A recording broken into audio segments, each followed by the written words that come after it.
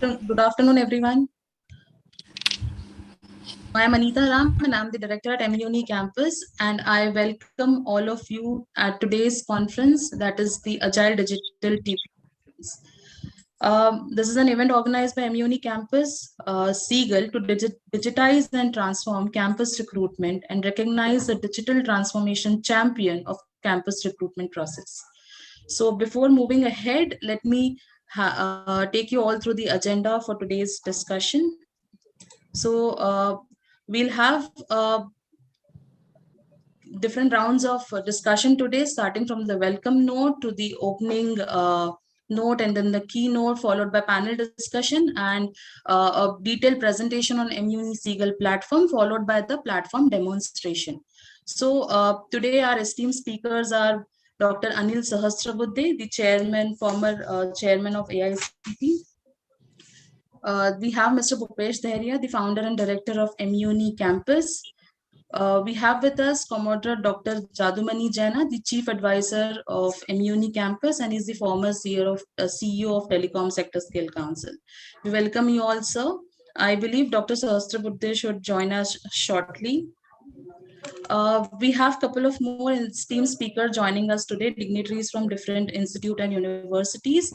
So they'll be part of the first panel discussion. The panel discussion topic would be challenges and solution for campus placement.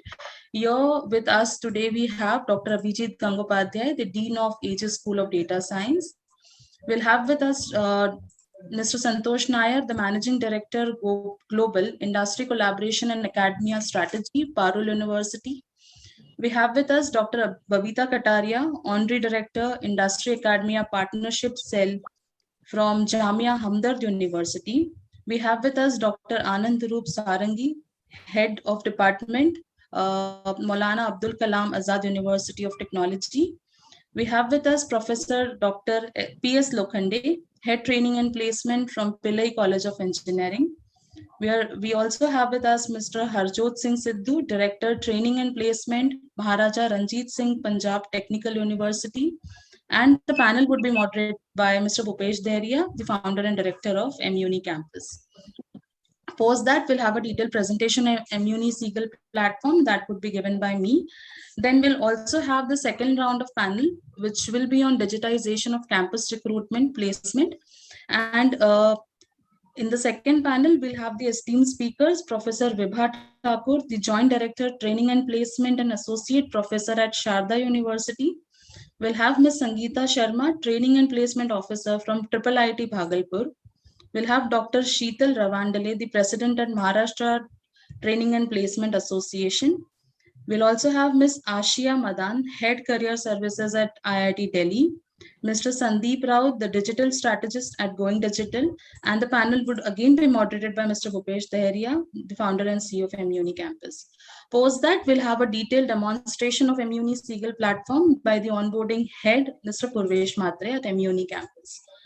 So I would now like and invite Zena sir, Commodore Dr. Jadumani Jaina, who is the Chief Advisor of mUniCampus, to please give the welcome note.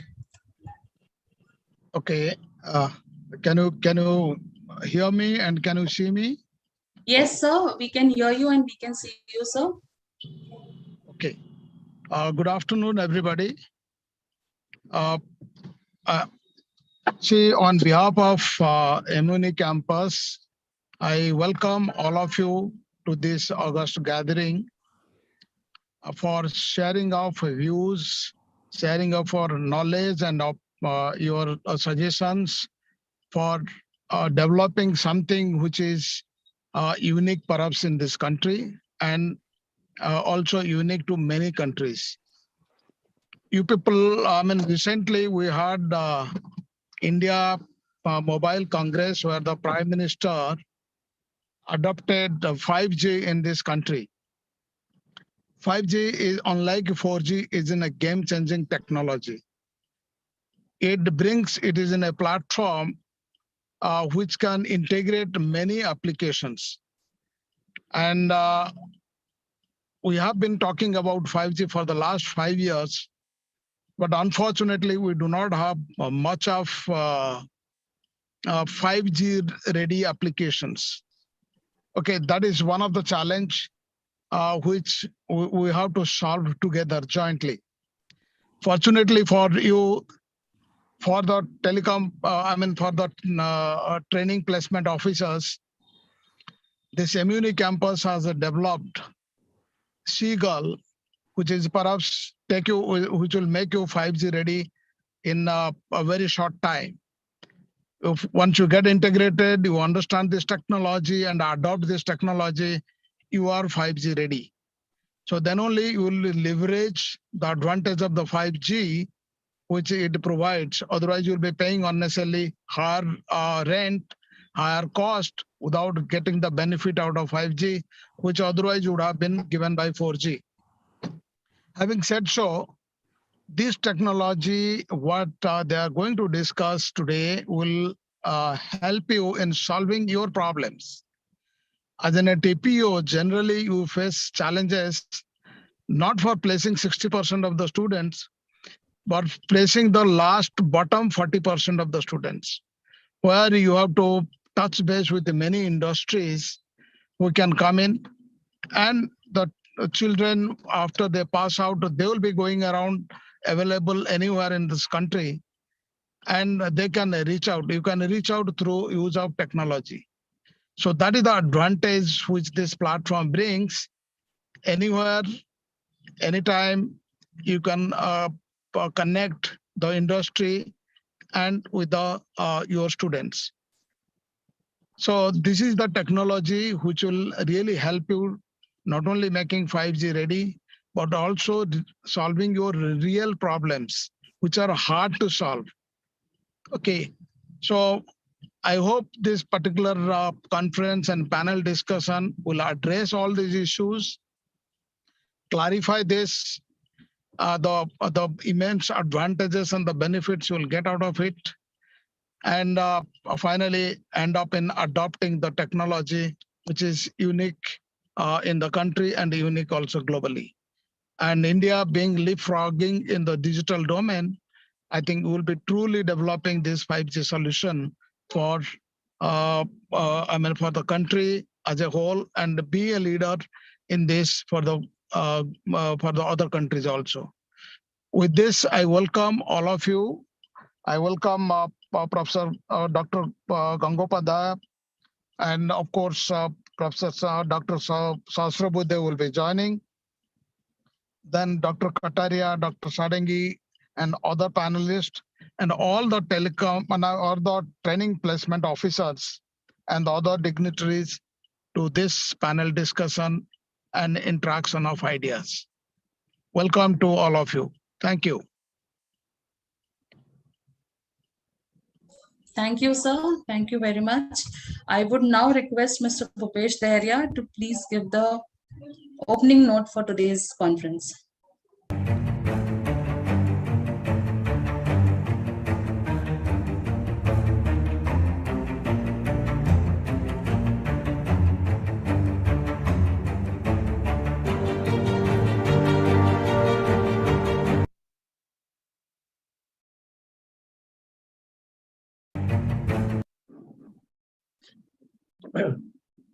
Thank you, Anita, and thank you, Dr. Jena.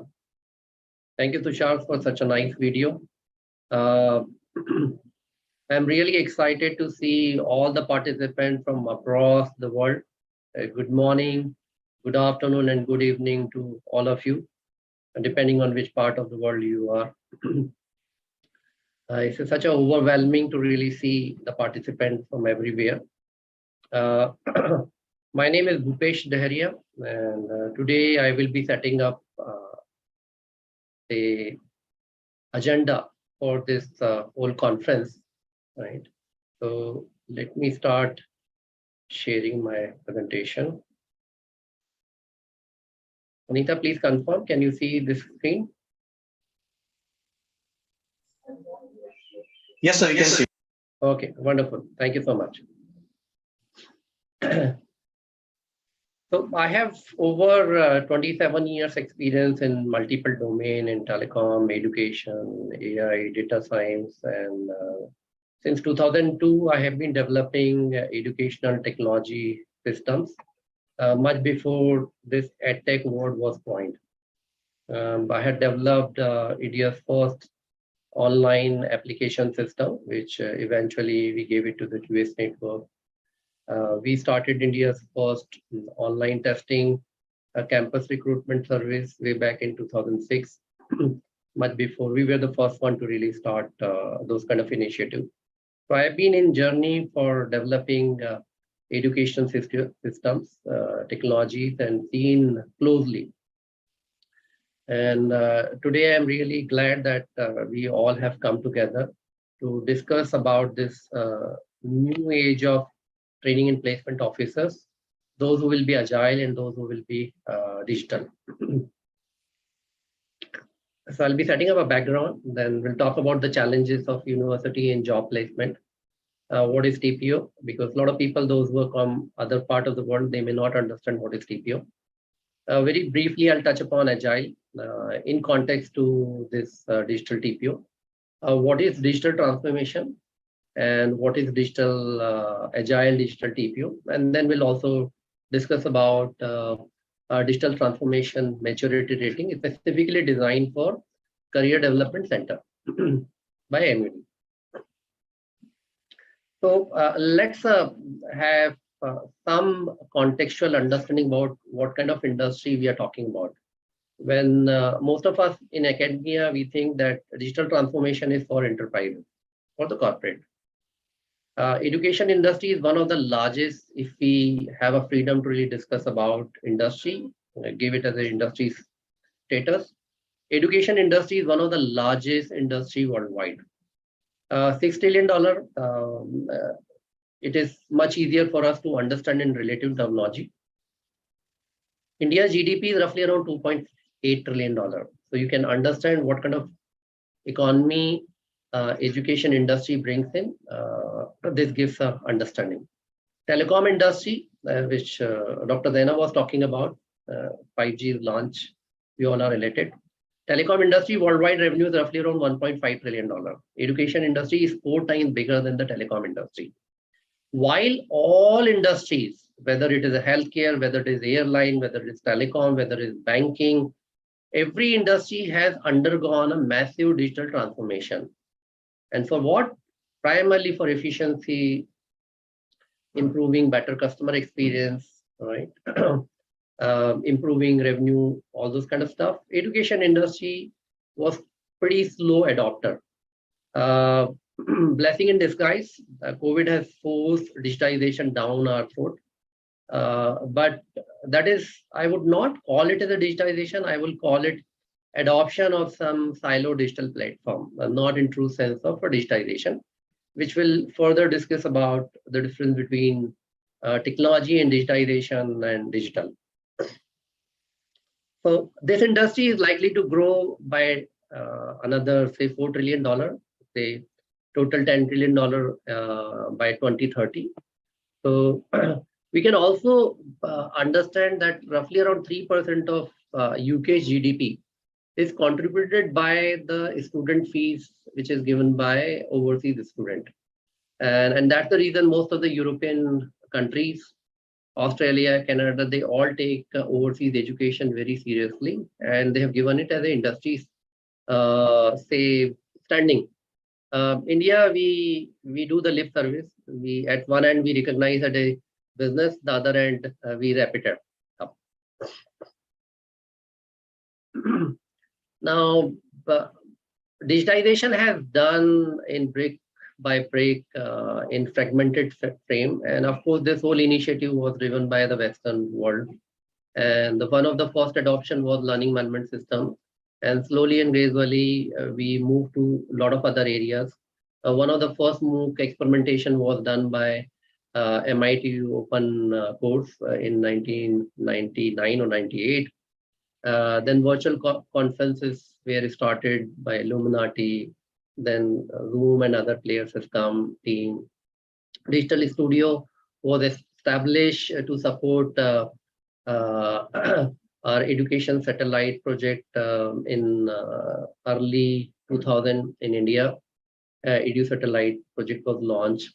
Digital Studio was quite old phenomena in Western universities.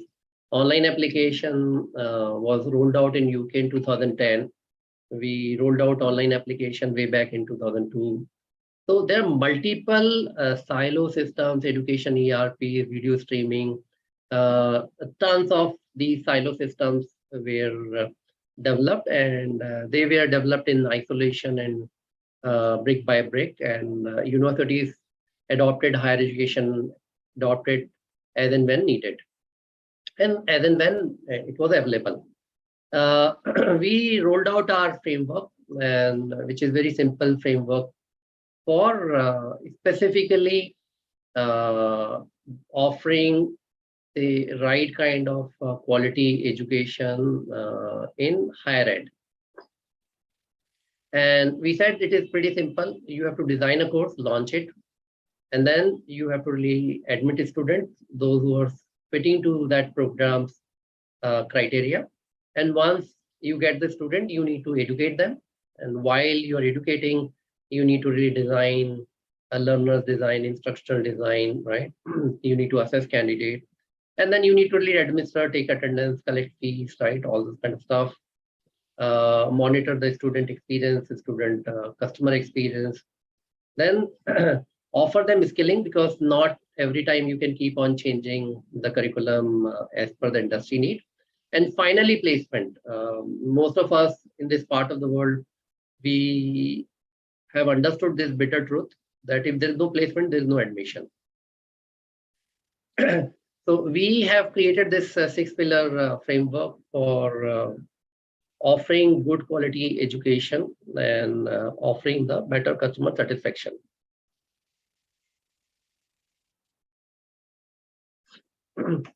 Why we are talking about digitization, right? So we are talking about digitization because today there is a massive disruption which has happened, and our customers, which are essentially students, industries, faculties, and the central customer is a student.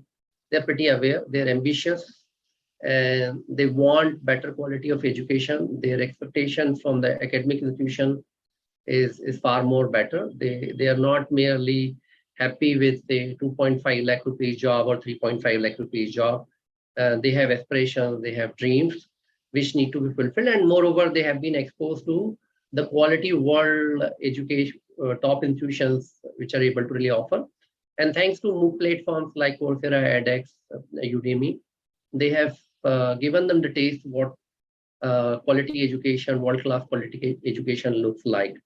And that has posed now the entire education, higher education industry. But pertaining to training and placement department or career development center, these are the couple of challenges which I have highlighted. One, of course, colleges which are, or universities which are placed in remote locations. Let's say a remote area of Chhattisgarh or remote area of Jharkhand, they have a location disadvantage. And I always call that most of the students, those who are born there, they have a birth penalty. Since they are in a wrong location, they can't have access to equal opportunity, good quality of education. Even though if you're able to offer them quality education, they will not have the access to equal opportunities which a student born in Bombay or maybe perhaps born in New York. And that's where outreach is a major issue. The training placement officers have issued which company to invite, how to invite, which companies are offering employment. And that's an outreach problem. Those who are in remote location, they have their own problem. Those who are in cities like Bombay or Delhi, they have their own problem. The second issue is low digitization, low level of digitization, and multiple reasons: low level of digital literacy, the mindset. It's not only the mindset at a leadership level, but those who are actually executing. Third, poor efficiency and effectiveness due to a lot of manual work.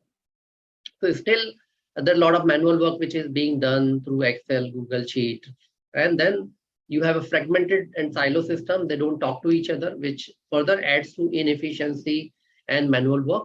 And then you have a campus brand. A campus brand you can build by offering better experience to your customer, which is a student, a corporate. by offering good quality student to the corporate. So brand building is not a overnight exercise, it's a long drawn exercise. And today we have academicians and training placement officers from top institutions, and we'll discuss and dwell upon that. Then, of course, improving employability is an issue. Campus for non-eligible candidate and poor insight and uncertainty in the final outcome. So these are the couple of challenges, and if we have to really resolve, we have to really go for the digitization. For the sake of those who are from outside India, the training and placement officer in this part of the world takes care of the job placement and internship of students, right? This training and placement department is known as a career development center or career development service outside India and primarily in the Western world. What work they do, career development center or placement officer, what they do, facilitate the job placement, facilitate internship, organize career events. But career events is more of a phenomena, Western phenomena. India is more of organizing on campus or virtual campus, which was led by COVID. Develop relationships with employer, corporate relationships, CV building, campus preparation, which includes mock interview, GDs, aptitude test preparation, tech preparation, and of course, taking feedback from employer, feedback from students, right? Now, let's briefly touch this Agile, and I'm not going to go deeper into the Agile methodology of software development, but the philosophy is drawn from there. When you can really have Agile methodology for project management, Agile methodology for software development, when you can really have Agile recruitment, why can't you have a Agile career development center or Agile training and placement officer, right? In Hindi, we have a word called Furtila. And the moment Furtila comes in my mind, I think of a cheetah, and finally we got the cheetah from Namibia. So, but most of the training and placement officers are human beings. Career development professionals are human beings. We can't really just move like a cheetah. And we need some kind of methodology. We need some kind of tools and vehicles to become agile, swift in our actions. And the Agile will be able to really adopt himself to the changing needs of the market. Fifthly, when I am talking about Agile, I am not against the other methodology, or I am not just pro the Agile. We will be taking points of various philosophies, which is design thinking, strategic planning, and lean as well. You can't stick to only one, but that's a kind of a placeholder. Most of us, we think digital is just being adopting to a technology, right? But the broader definition which McKinsey has given, digital is about technological and organizational processes that allows an enterprise to be agile and fast. And this is made up by two fundamental elements. One, which is of course technology, systems. And the second piece, which is much more important than the technology and system, that is mindset. And personally, I have seen that in India, the learning management system adoption is hardly 3%. And not that learning management system is a costly, it's a freely available open source tool offered by Moodle. But still, we could not really adopt to learning management system, which is a backbone of any learning organization or university or higher ed, because of lack of mindset. And mindset is not only a top leadership. I have come across an education institution wherein they have deployed LMS just to showcase to others, but the real adoption was not done by the faculty members and students. But thanks to COVID, a lot of organizations, a lot of institutions have adopted LMS. So we need to really remember that mindset is leadership, culture is more important than the technology, and sometimes technology is available free of cost. Let's broaden our understanding, and let's talk about digital transformation for a while. A digital transformation is all about building up a digital enterprise, a digital organization that primarily uses technology as a strategic tool to continuously evolve its strategic objective and to fulfill business model objectives, right? And which primarily entails what it offers, and particularly in university term, what university offers is primarily courses, programs, education, learning, right? How it interacts with its customers, and customers are essentially students, enterprises, and faculty members, right? And how it operates. Digital transformation actually helps you to become future-proof, and this definition is given by Deloitte. Let's move further, and let's further talk about digital transformation in context of universities in higher education. And modern higher ed and universities have only two choices: digitize or go extinct. So we are not talking about why we need to really do digitization. Most of us, we understand. And this digital transformation, just to summarize, will help universities, higher education institution to meet evolving needs and desires of their customers. And customers are essentially student, faculty members, corporates. And how you will be able to do? You have to really upgrade your legacy systems, adopt the modern technology, and other stuff. So we discuss about agile, we discuss about digital, we discuss about digital transformation. But finally, what is Agile Digital TPO? So Agile Digital TPO is a Furtila TPO, is a Furtila, say, career development center professional. They are the champions of digital transformation. They have brought in digital transformation, though they are in the process, and essentially for better outcome, better efficiency, better experience. This is the pictorial view. Agile Digital TPO is a transformation agent for campus recruitment. Digital Agile TPO is a digital transformation champion for career development service and makes it foolproof. Now, while we do digital transformation does not only impact one aspect, which is technology, but it also impacts other functions, other areas of the university. It impacts, or rather, we have to really change other areas as well. So right from culture and leadership, if there is no ambition, if you have ambition that yes, you want to build the world-class university, world-class higher education institution, and you have aspirations, then you will think about how you can really achieve that. Then you will think about value enhancement. You will think about enhancing the experience and engagement. So while you have been doing and managing campus recruitment through Google Sheet or Excel Sheet or silo systems, you would like to really think about how do we really improve experience. Would you like every student to really fill up, say, 100 Google forms for 100 campus recruitment? Would you like to have this kind of experience, or would you like to give, say, Google Pay kind of experience to your customers? And of course, the industry. Branding automatically builds once you really do the digital transformation, because people will have a smoother experience. You will be able to build much more transparent system.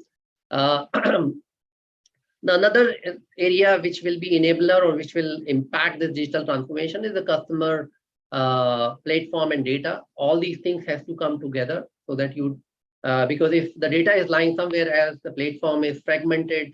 When I'm talking about platform, I'm not talking about one monolithic software. These are reusable digital assets, right? and based on the future needs, you can really pull in these digital assets and can really extend a new service offering. But the organization then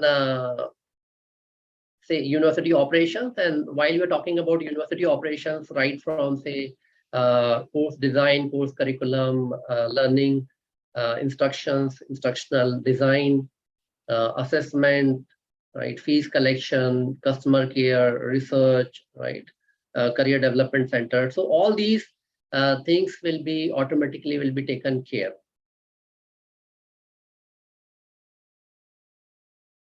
So I'm glad to announce that mUni is launching Career Development Center Digital Maturity Rating. And this rating will help you to do the self-assessment to measure where do you stand. Like, for example, if you want to really build a world-class university and you want to do the digital transformation, you need to know where do you actually stand before you start your journey. And this will be 1 to 5 scale maturity rating. And good part is that each of you can really do this rating yourself, and not, so let's say training and placement officers or career development professional will be concentrating on their department. They will not be responsible for the whole university. This CDC a digital transformation maturity rating you can adopt in within your department. At the same time, you can take this for the entire university, or you can apply it in, say, your delivery. You can apply it in your admissions enrollment. So the same digital maturity framework you can really take in multiple departments, and you can really make it agile. This maturity framework, the foundation pillars are basically strategy, where you want to be, what you want to be, and who are your customers, which we already know, and do we have the right kind of people to really fulfill our strategic objective, our business objective, right, which is offering world-class education, right? And then are the processes, operational processes, workflows are ready in place, right? How are we going to really take care of the customer feedback, customer satisfaction? And finally, do we really have a vehicle to fulfill your strategic objective, your operational objective? And you need a strong, agile, innovative, technological framework, right? So this maturity framework will lie on these 4 pillars, 5 pillars, and we'll have a separate masterclass to discuss about various sub elements. And this masterclass will be doing it on 4th of November. And most of all of you are most welcome to attend this masterclass. You can register on mUni, and you'll also have a notification. With this note, I take your leave, and thank you so much for listening me patiently. And we'll have other panel discussions wherein we will discuss these agendas. Thank you. Thank you so much. Over to you, Anita. Thank you, sir. Thank you very much for setting up the context of today's conference. So I would also like to make an announcement that Dr. Anil Sahasrabudhe, the chairman of the National Educational Technology Forum and the former AICT chairman, would not be joining us due to some urgent commitment at his end. So we would now move to the first panel discussion, which is on the challenges solution for campus placement. And I would like to invite all the panelists for the panel discussion. So to start with, we have Dr. Abhijit Gangopadhyay, the Dean of Aegis School of Data Science. Welcome you, sir. We have Mr. Santosh Nair, the Managing Director, Global Industry Collaboration and Academic Strategies from Parul University. Welcome you, sir. We have Dr. Babita Kataria, the Honorary Director, Industry Academia Partnership Cell at Jamia Hamdard University. Ma'am, you're there? Yes, I am there. Thank you so much. Welcome you, ma'am. We have Professor Dr. P.S. Lokhande, the Head Training and Placement at Pillai College of Engineering. We welcome you, sir. And Mr. Bhupesh Deheria, the moderator for today's panel. Over to you, sir. Thank you, Anita. Thank you so much. And good afternoon and welcome, Dr. Gangopadhyay, Dr. Babita, Professor Lokhande, Mr. Santosh. Good afternoon to all of you. Good afternoon. Thank you so much. Welcome. Thank you so much for joining for this panel discussion. And this panel is, I don't know whether it is apt or not, but I know that, yes, all of you, you're expert because day and night you have been handling the challenges, and day and night you have been agile and coming up with multiple solutions of campus recruitment. Uh, but I think what we should do, all of us, we should share our opening remark for maybe a 30-second or 1 minute, your experiences. And then I'll start throwing questions on you, and then we can really take it forward. To begin with you, Dr. Gangopadhyay, you would like to start? 1 minute, very brief introduction about your understanding in this area, your experience. Thanks, Mr. Bhuparia. Upesh, I think it is wonderful to see that at this juncture you are thinking of, all are thinking about campus recruitment, its agileness. I think it was an unknown entity when we started my academic, so-called academic learning. I think our universities, institutes were hardly bothered about it. The term was unknown. This is an evolved concept. Through my career, my academic career, I ran into these type of issues when I joined, and it was really something different experiences. I think I am, by looking at your profile, I can understand. My case was totally agile.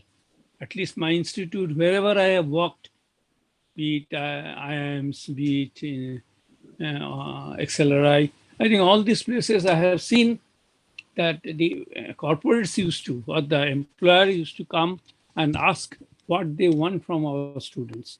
So for me, agileness means really proactive. And if that be so, then I think it was purely agile concept. Over the years, what has happened with the multiplicity of institutes, and I think people have started, and now all the people, day one itself, they started thinking where I'll be getting my employment. So we as an institutions, academic fraternity, really had to be concerned about it. I think today nobody takes admission. Actually, our time there was a concept in India that we had an employment exchange. It has been abolished by government now. And therefore, I worked in that ministry for some time. Therefore, actually, academic institutions are not only for providing theoretical, practical inputs. Together with that, they have to provide need-based academic inputs so that the corporate find them useful. So agileness is a part of your entity. And therefore, I think it is very appropriate to discuss. My experiences were totally different because I used to work in institutes where people used to come and they used to get lots of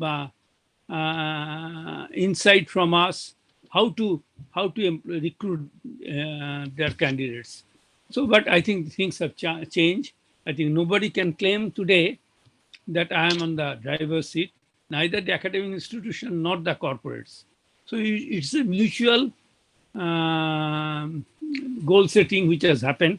And I feel that now time has come for you to really integrate that. So for example, you can't teach anything, you can train anybody on something which does not lead for employment. So you are all familiar with this accreditation system. Now, more than anything, they want what is the placement profile you have. And I think, I don't know some of you, but many of the institutions, some of your institutions, but many of the institutions which you are representing are probably quite proactive. So I define this proactivity in terms of interfacing the corporates is a major agenda for today's discussions. And my experience is that I think unless you do it, you don't exist. Thank you, Roji. So, Dr. Lokhande, you have been in this field for so long, right? And you have seen the challenges which are there in Maharashtra area and specifically in Bombay. So what kind of, say, top 4-5 challenges which comes in your mind, the training and placement officers or college faces in terms of employment? There are, okay, am I audible? Yes, yes. Okay. If we consider the colleges, so the challenges in front of the training and placement officer, I will divide it into two parts. One is the training and placement officer in the metro cities, Pune, Mumbai, Nasik, Nagpur, and rest of the TPOs of the rest of the parts, that is like non-metro cities. So in the non-metro cities, the TPOs are largely struggling with the infrastructure in terms of conduction of online tests, then infrastructure like for like training the students and all this stuff. Secondly, the exposure to the students from the like rural area is like very less, like they are lagging into the language part, communication part. So these are some of the biggest hurdles or biggest challenges that will be faced by the training and placement officers. Now in the like metro city area, we have another set of challenges. Our students are over smart. Sometimes they are like very much like cleared and focused about, and they just wanted to try and test the things. They wanted to sit for one company. They were like placed over there, and again they wanted, no, I wanted to try another one. So here the list of problem and issues and challenges are like something different. So these are the two like major challenges apart from all other traditional challenges that I face over here. Thank you, Dr. Lokhande. You have brought down on very basic level, ground level challenges. I'm sorry, we also have Dr. Sarangi from Maulana Azad College University from West Bengal. Dr. Sarangi, can you please switch on your video? Or if you can switch on your audio, please.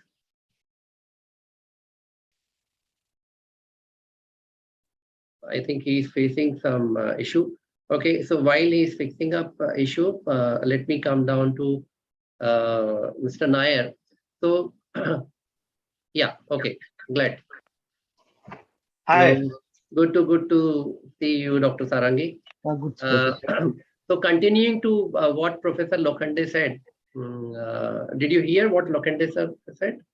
So Dr. Lokhande described about two challenges which colleges are facing. Remote area, they don't have the basic infrastructure to even conduct the online examination or other stuff. The other challenge is students lack in skills, which could be comm skill, aptitude skill, technical skills. These are the two challenges which Professor Lokhande has highlighted. What is your views, Dr. Sarangi, because you handle the eastern part, West Bengal, which is pretty diverse. Other than, say, Kolkata, other colleges may or may not be having the basic infrastructure. Or what are the challenges you see? Good afternoon, Professor. A very happy Vijaya Dasmi and Shubha Vijaya to all people who are in the panelists. My observation is that after the COVID phase has gone, Mr. The past, say, over the past 5 to 6 months, we have started off with online, from offline to offline campusing mode. And so, though IT companies are preferring online mode itself, but for other core companies and things like that, offline campuses have started. And in colleges in West Bengal, we have around 200 affiliated colleges. So for them also, I have talked to the various placement officers, and there also in our colleges also we have started with offline campusing for many like Capgemini and things like and companies like that. IBM, they have conducted offline campuses. So we have now switched to both online offline mode, and placement is of less challenging than it was in the COVID times. So this is one of the good factors that companies are back to campus. We have been able to bring companies back to campus. So I think with this advent of technology in the online mode also, so we are just means going around with both online and offline mode as per the suitability of the company. Wonderful. Thank you so much. So, Mr. Santosh, you handle one of the largest private universities.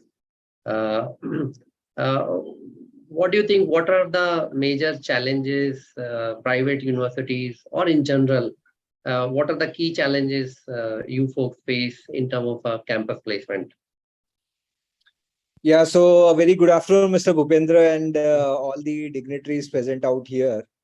First of all, I'm very thankful for inviting me to this particular panel discussion. Now, I'm very sure that the challenges are going to be very common to all the colleges and universities across the country.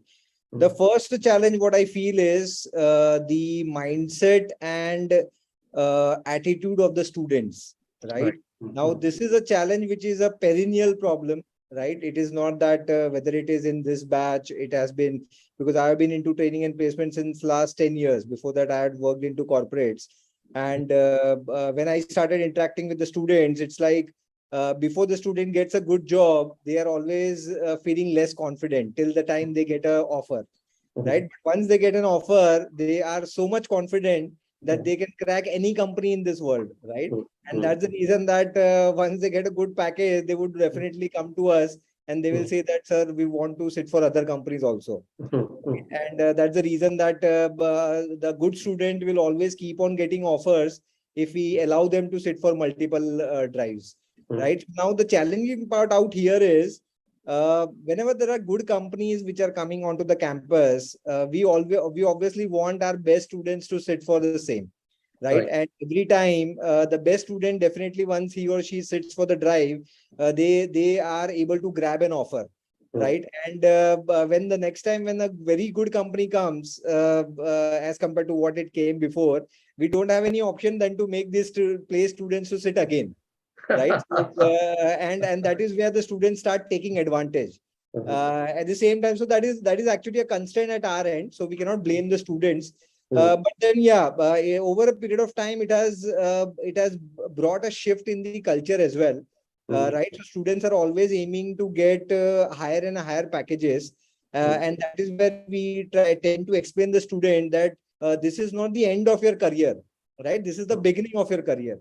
So once you are beginning your career, it is very important that you choose in which profile you want to get yourself placed, rather than choosing the package in which you are going to get placed, right? So this is one of the things.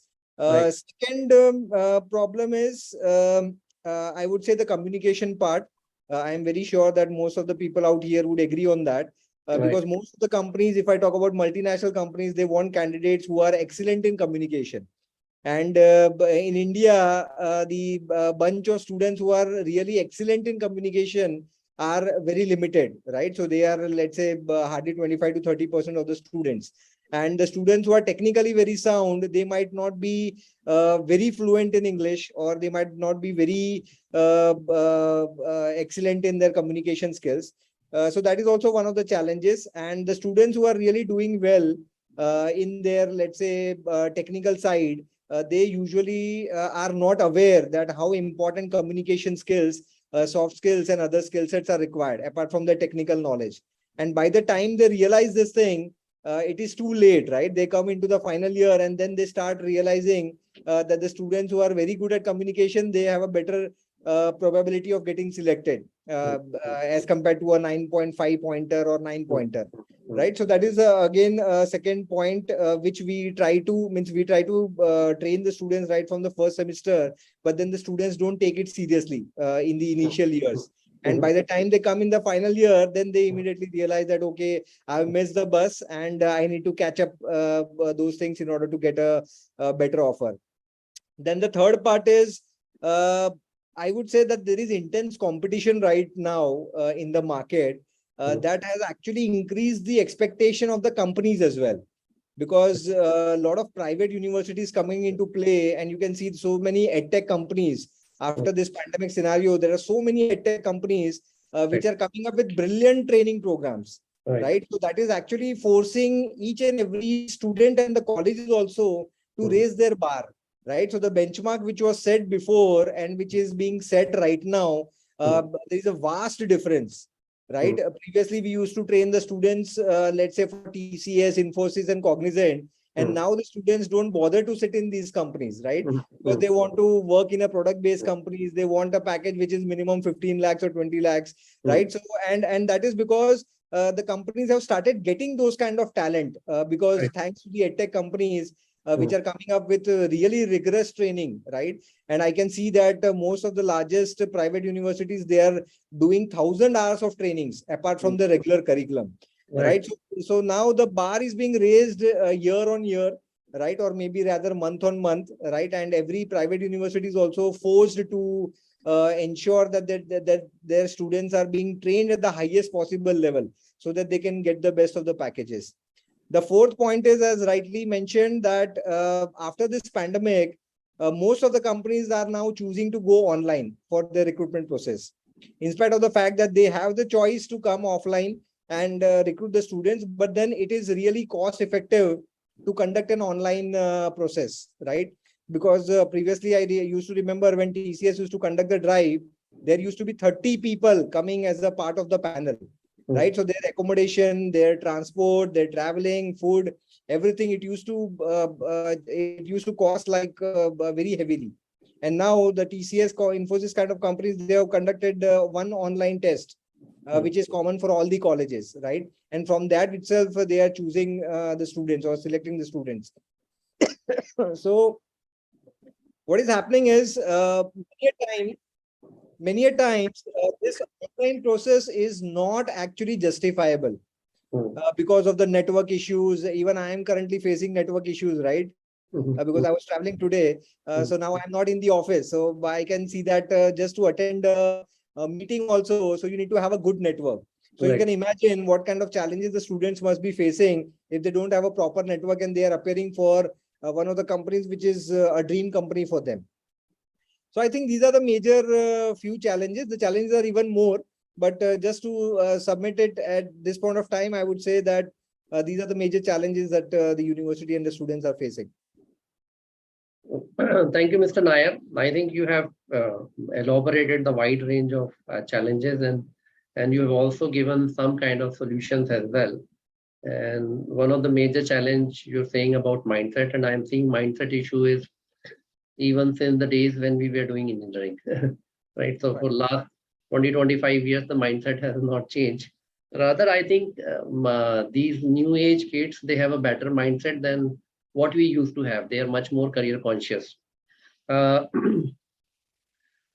course, they want to really grab better offers, and that's what our job is, to facilitate them.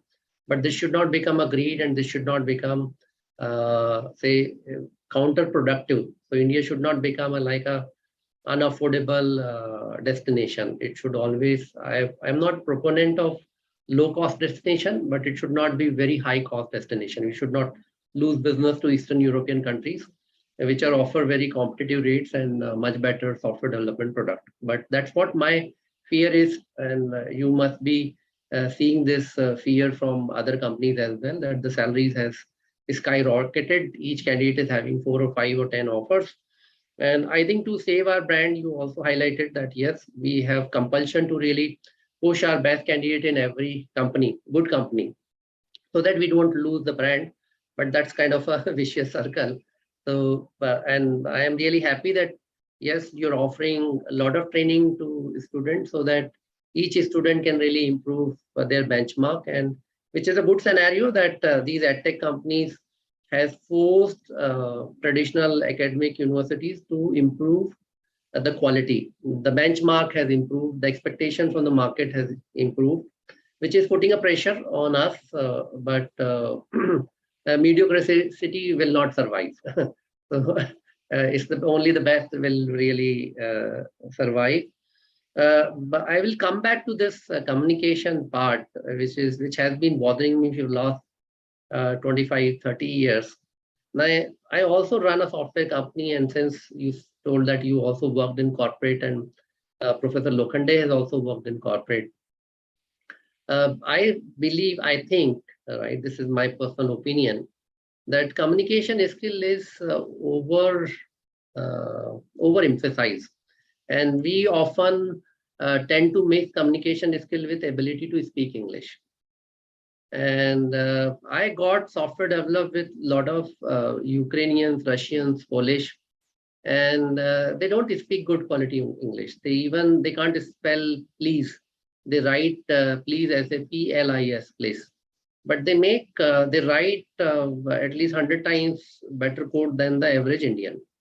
Not to demean Indian coders are really best, but I'm talking about average benchmarking. Cost is also low.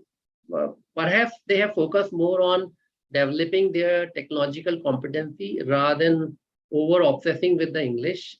Not trying to undermine English, but not every software developer has to customer face. Like in my company, hardly 1% software developer has to face customers, right? So while 99% don't have to face the customer, why the hell they need to really learn English? Rather, they spend that time in terms of brushing up their tech skills. And I think that's where the academia need to really put its feet down and show their resistance to the corporate. But that has kind of become a benchmark. You go to any company in Bombay, they speak Marathi. If you go to Ahmedabad, most of them, they must be talking Gujarati while they're conversing with each other. So why we are so obsessed about English? With this note, let me come back, bring Dr. Babita. Dr. Babita, you're handling one of the largest universities, Jamia Hamdardiyya University in NCR. What are your views on this communication aspect and perhaps on other challenges which you're facing? Thank you, Mukesh sir, and it is very nice that you have invited us on this platform. And definitely, it is a pain point also, and it is a happy point also that we are listening each other and taking care of all the points and keeping in consideration all the points. I will just say that communication is yes, it is a challenge, but definitely what you have said, that every developer cannot speak English. And we cannot make a benchmark of English, that if the English is right or if the English is correct, then only he's the best coder or he can be an employable person. So definitely I am going through this university, and as it is a Muslim university also, and definitely in the cultures, there is a cultural difference, and there are people who are not able to speak a single line of proper English also. But definitely they are very good coders and they are recruited by very good companies. And I always tell them that you should able to communicate, whether you are talking about in Hindi, whether you are talking in English, but at least you should communicate properly. And I have seen the result also in the past. So we cannot say that English is only the language from where we can communicate. So definitely the words, the technology and everything plays a great role if you have technically, but if you are not able to speak, then it is wrong. Right. When you're not able to explain, you're wrong. Then again, the challenges which I think my good fellows all have discussed about the challenges. Definitely, we are also facing the same challenge, because the network is remote areas. There is a problem of network, but in the urban estates there are no problem because we are in Delhi. So we are not facing that problem too much. But definitely, the students are coming from different locations from the village areas also. So during our classes also, during our campus placement also, because we are taking online campuses, so we are facing, the students are facing this problem that they are not having a network. And because of this, they are not able to participate properly. I will say like that. But definitely we have told them that please give us a message that you are in such a remote area or something, where the companies are accommodating them, and they are being interviewed on the next day fine, where they are in the proper network. So this is a solution we have taken out. But definitely this is a major problem of network. And then again, the students are not coming to the colleges, because fourth year, as all of us know, that they will only come for 1 day or 2 days. So because they are preparing for themselves, and actually they are not preparing for campus, they are not preparing for higher studies, they are not preparing for themselves. So we need to bring these students back to the university, because everywhere, because the parents are also facing that no, the students will have, or the candidates will have corona or something. But definitely by precautions we can protect. We are also coming to colleges, we are also facing so many people face to face, and we are interacting with so many with the people around us. So why we are not having corona? So this need to be understood by the parents also. They should send their students to the colleges, because today morning only I was teaching the student, I was talking to the students, that if you will not come to the college, you will not become productive. You are not going to be dynamic. your activities will be like, you will be sluggish. You're sitting at home, you're not taking bath, you're not taking anything else, you're sitting on the bed. So what is the activity you people are doing? Come in the college and have activity. So this challenge, this we have to teach them. So this is the main problem. Then again, because they're sitting at home, they're not doing brainstorming sessions. They're not talking to each other. So again, they're becoming they are not productive. I'm saying they are not productive. If my product is not productive, how can I place them? So this is the biggest challenge which I am facing. Students have different set of mind. I understand. Student want higher package. I understand. Student want to sit in every company, multiple offers. I understand. I will allow each and everything. But you have to come to the college. You have to become dynamic. This is the only communication I want to, because every point has been discussed. So I don't want to repeat all those points. Thank you so much. So, Dr. Babita, you hit on the nail. So this Yeah. this is a big issue which I think Mr. Nair has also pointed out. It's a mindset.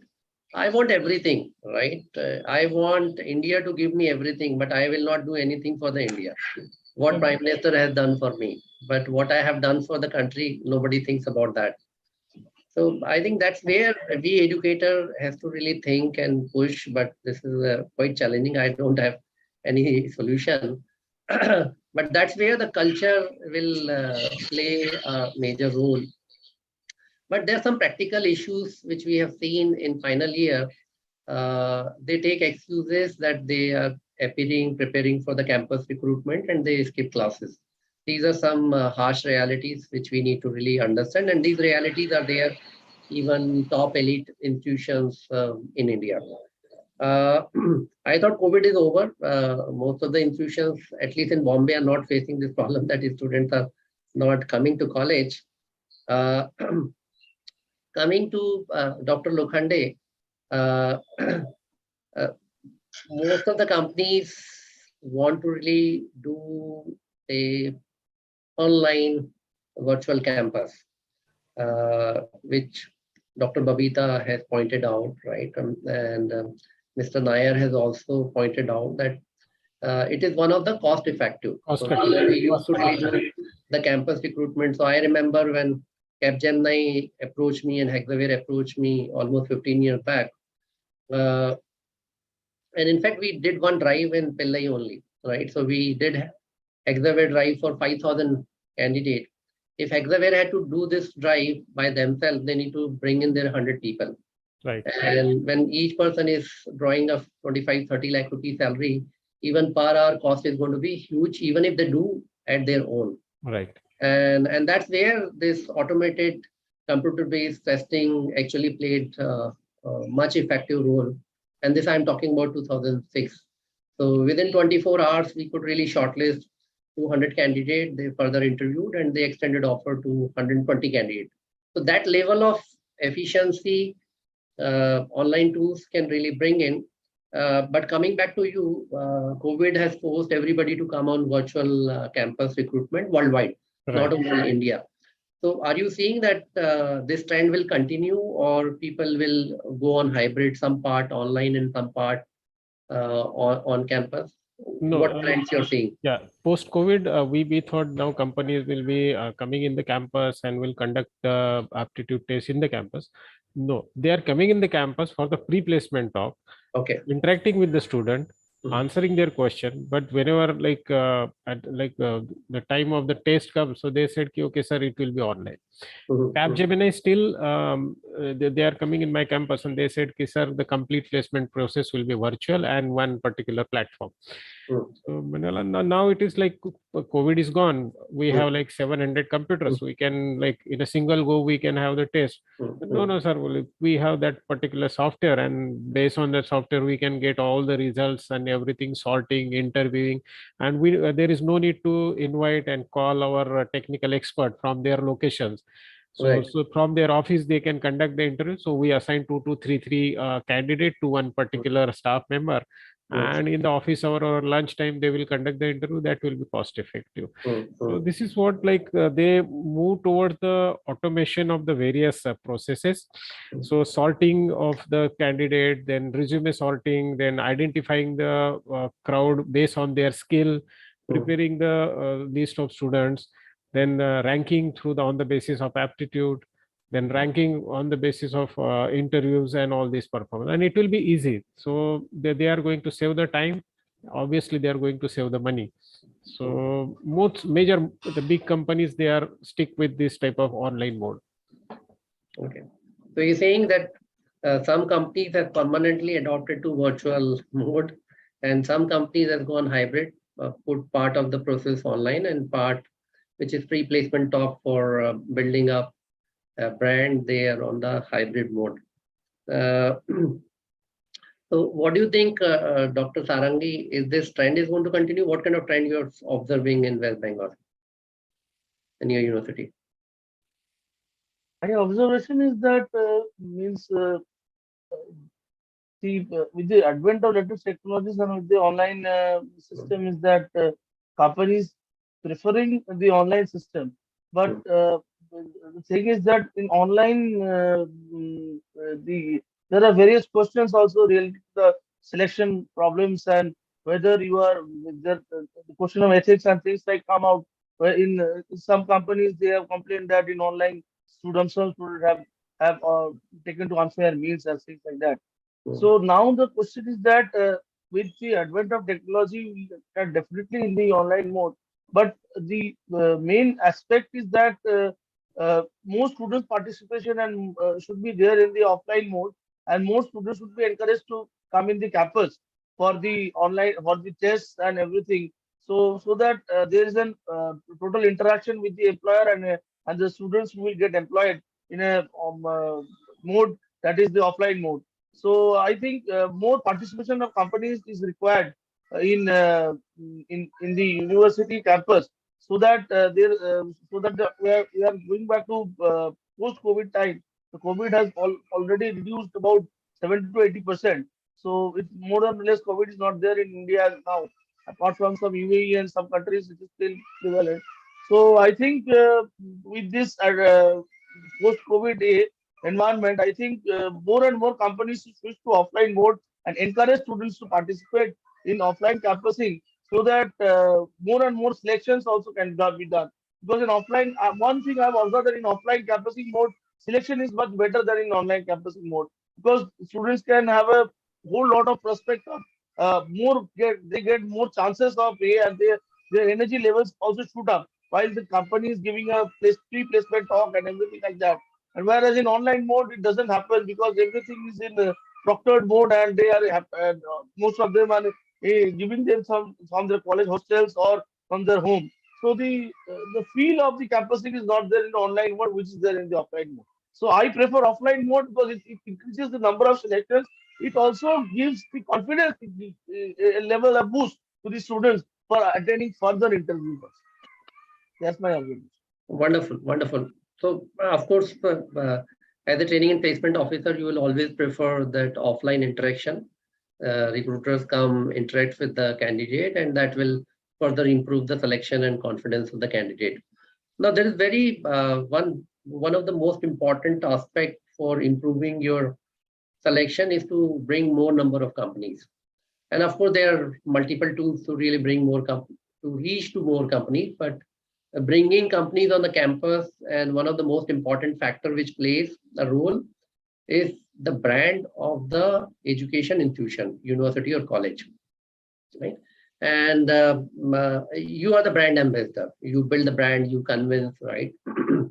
But only plain talk does not really build the brand. Dr. Gangopadhyay, over to you, sir. You have been in helm of the top institutions, IIMs, XLRI, TIS, right? And still most of the institutions look at IIMs and XLRIs and TIS for the pinnacle of the placement, campus recruitment. What do you think, what it takes to build brand? Can you really achieve in a short term, or do you have to really have a long-term perspective in that? What are the various components which will help to build a brand of institution? Thanks, Bhuveshji. I think it is wonderful to listen to the concerns of my colleagues here. But two things which all may not agree or may not be applicable to them. First of all, I have seen how the institutes build the brand. There, the entire placement activity is coordinated by the students. They have they elect representative of the placement committee, and they, along with the faculty, I think basically, if you really want me to be very emphatic, the placement is basically an academic faculty driven process. So when I was a director, dean, professor, my job was to see and ensure that my institute brands are made. So I think I know it is that type of resources may not be possible, but if it is possible, then only you can build a brand. Believe me, all the professors of the IIMs are actively participating in building brands. So if you don't go for that way, and the students, I think we had a core group of students who used to go to the organizations to present the company, a institute, and thereby the brands was built. And if it can be, if you don't do it that way, you see, TPO or the placement office is only an infrastructure. I think if you leave everything on them, I don't think they will be able to function. We have placement cell, we have a placement coordinator from the administration side, but we used to do it, and therefore it is placement is a student and faculty driven activity. If you can't make it, and I have some experience of the quality of students you get. So therefore, it is very difficult to get a experiential understanding from the good institutes and bad or so-called not so known institutes in terms of branding. So if the students are not at all participating, see, the problem was there that the student may not come to class, but when it comes to the placement or corporate interactions, they used to be the forerunner. My experience is totally dissimilar than what you have said, what is being discussed. But I do agree this reality is also there, and majority cases this is the reality. So my request to you, you have to integrate them. It can't be, the faculty members should actually facilitate, or at least they should be there to promote the placement activity. Students never come for the classes. I have seen that experience is there in best of the colleges, but they come extensively during the placement committee. And essentially involvement of the juniors in terms of the placement of senior was a very effective strategy, because I happened to be placement coordinator, whether you call me a TPO, but I was a professor, I was a dean. Now the question is that I used to integrate them in the total process. And the juniors used to learn from the seniors how to facilitate the placement process. It is a totally participative process. And my colleagues, I think, should at least, they can't be totally blaming themselves that no company is coming. It's very difficult to create a brand by which the corporate will really look upon you and then come there. So this is my submission. And if you can't do it, the student can be a party carrier. So they should involve. They should understand what they do actually reflects on them. It is very difficult, say for example, I don't know, when they come for the why the corporates are coming, because I am aware of many of the corporates recruitment, campus recruitment program. They are coming to see how good is the students are, the questions which are asked, which cannot be done virtually. So don't think that they are generous in coming and visiting your institute. Therefore, it is another way of creating a draw share of an institutions. So the questions which are asked, the understanding about the corporate which are visiting them, how much the students are aware, all these things are collected. Data is generated through this process. So my request to you, at some way or other, when it comes to their cultural activity, you have never seen them that of interest. But why it is happening in terms of the campus recruitment process, you must look inside. Each institute will have a different problem. But whether you have the infrastructure, whether you are remotely located or in this city, this is an universal phenomenon I have seen. Kindly understand that it can't be, nothing can be successful without involving the ultimate group. And the ultimate group is not the TPO, but the students. They should realize that they, what I am trying to tell you there, you have to develop ownership in them. And we are successful in getting these exclusive club components, primarily because of the student initiative. See, academic, the professors are all equal. I think in our country, with my experiences of working in several institutions, I can assure you they are as good or as bad as all of us. So faculty can't be a miracle, and the institute can't also have a miracle. I think today, many of the new institutions' infrastructure are much better than old institution infrastructure. I, being a student of IIT, I feel ashamed the type of infrastructure even today we have.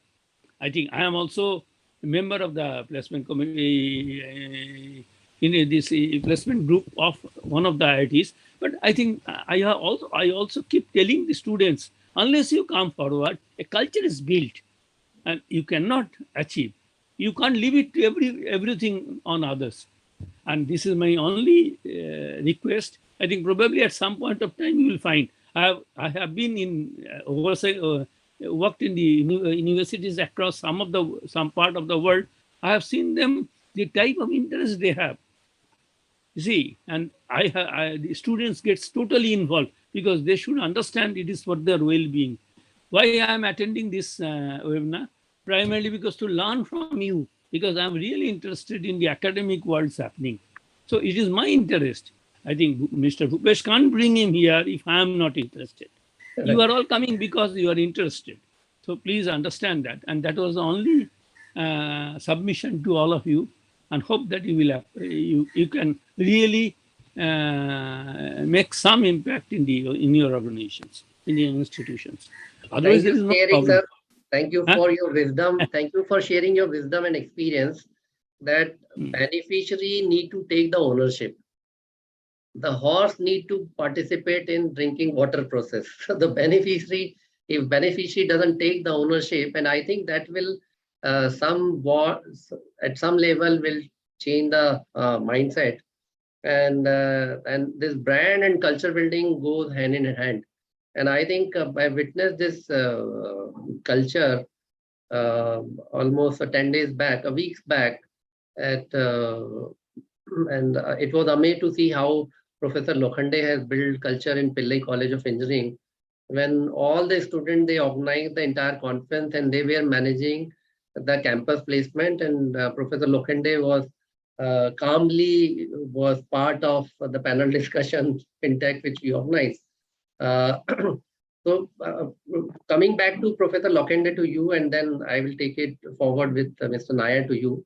How do you really build this culture? Because top institutions, IITs and IIMs, the culture has been built. This culture passes on from senior to junior. And I have seen in REC Bhopal and IIT, where I studied, this comes from generation to generation. But new age institutions, how do you really build this culture? And how did you build in Pillai College of Engineering? So this is like the classical problem. So when you wanted to like bring a bunch of students, so sometimes they work like a miracle, or sometimes it will be like a maze. So I started with one motto, and then only I took the interested student, nurture them, mentored them, and then gave them the full liberty. And I told them, you are the owner of all this activity and the process. If there is a success, credit is yours. If there is a failures, my responsibility. So don't bother about the failures. Don't bother about something is happening.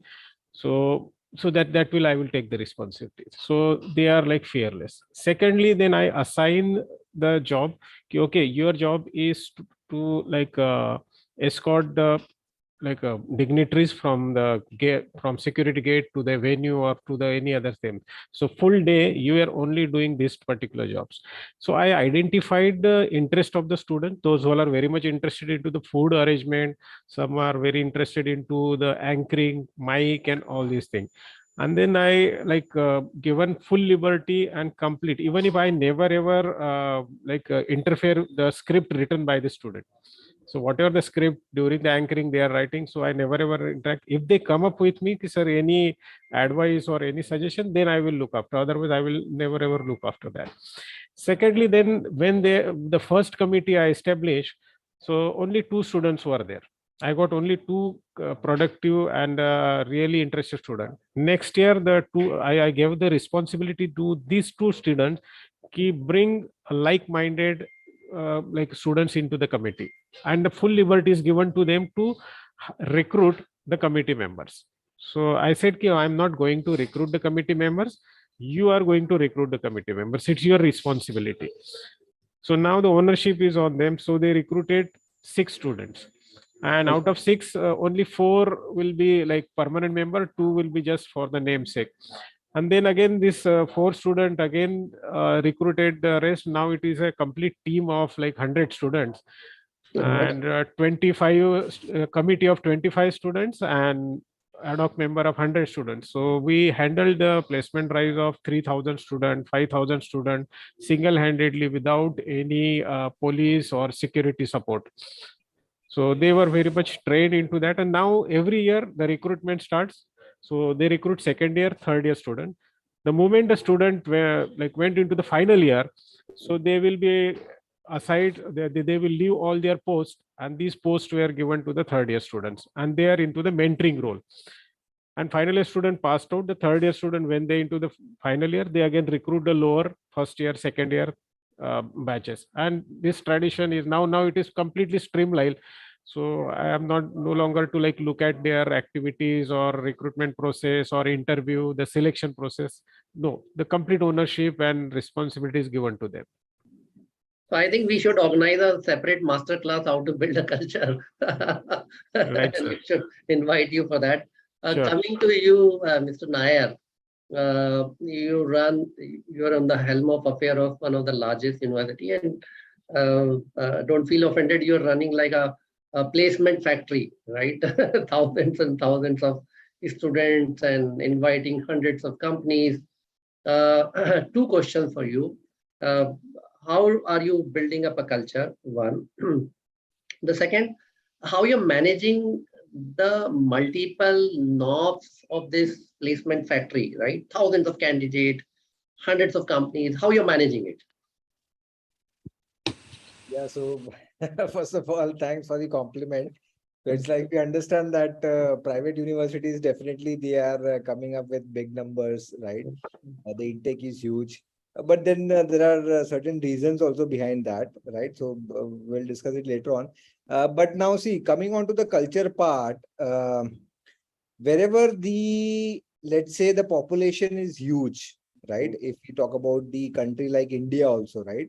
Every time we keep on criticizing that India में वो culture नहीं है जो abroad में है, right? So every time we keep on discussing this thing, we criticize on this, that Indians when they are in India they behave differently. When they go to US, automatically they behave differently, right? They follow all the rules, norms, and everything. And we are really surprised to see that this is the same Indian who was spitting on the roads, right? And now in US, he is a very, very polished guy and taking care of all the norms and regulations and rules and everything.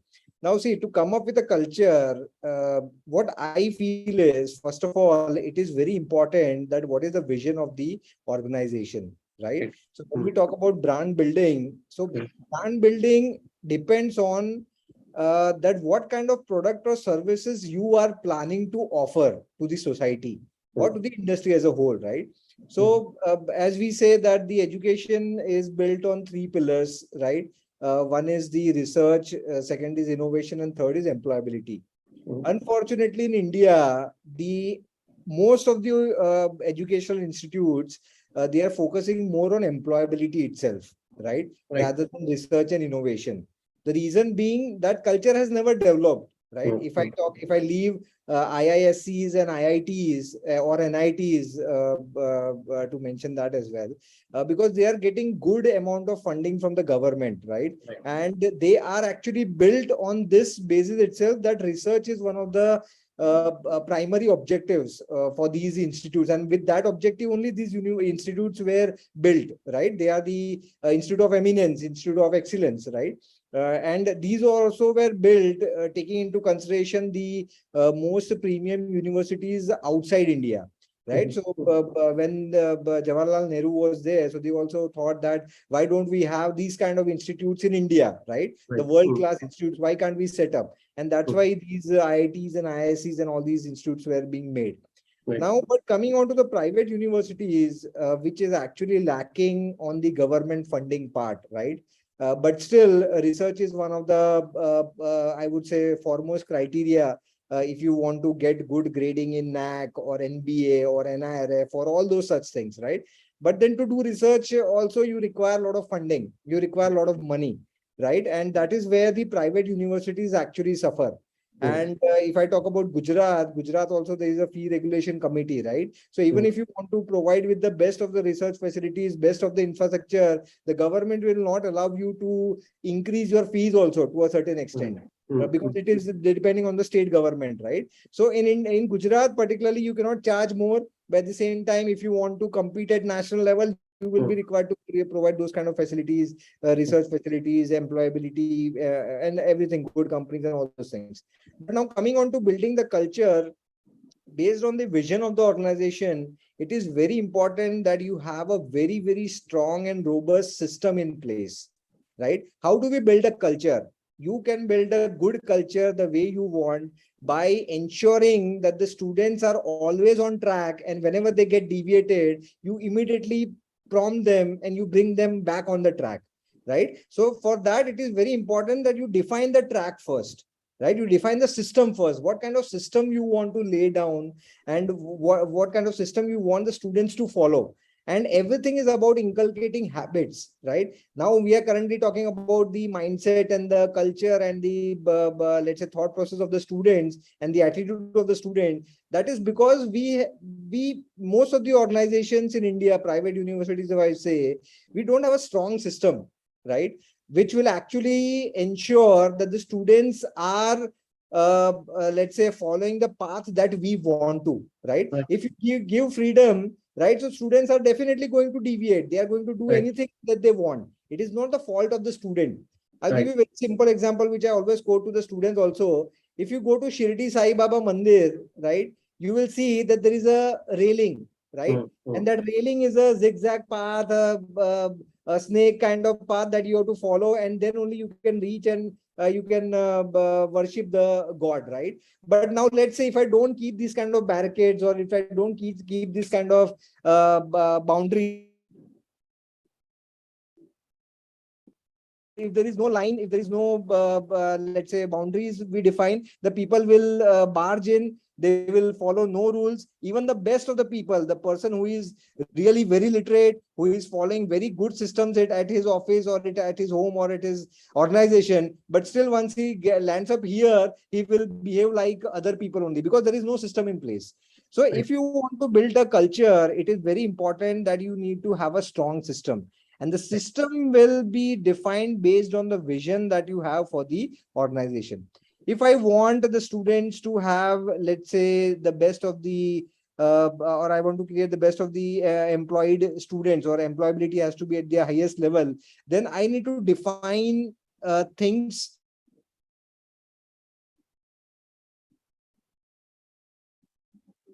For that, I'll be required to define checkpoints right from the first semester itself. And that is what we actually do. We identify the requirement of the industry. We identify the requirement whether the student wants to go for abroad or he wants to go for entrepreneurship. So based on the aspiration of the student, we lay down the guidelines, right? And we try to ensure that we give proper direction to the students right from the first year itself. Right? So it doesn't make sense that if a student is planning to go abroad, you keep on making him work for the company which is going to come in the campus in the final year.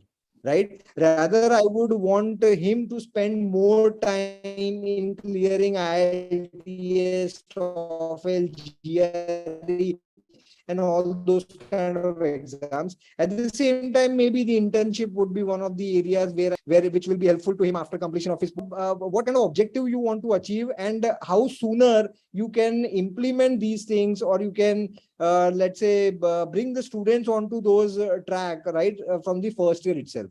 So that is one of the things. And so I'm sorry, you asked one more question. I missed on that.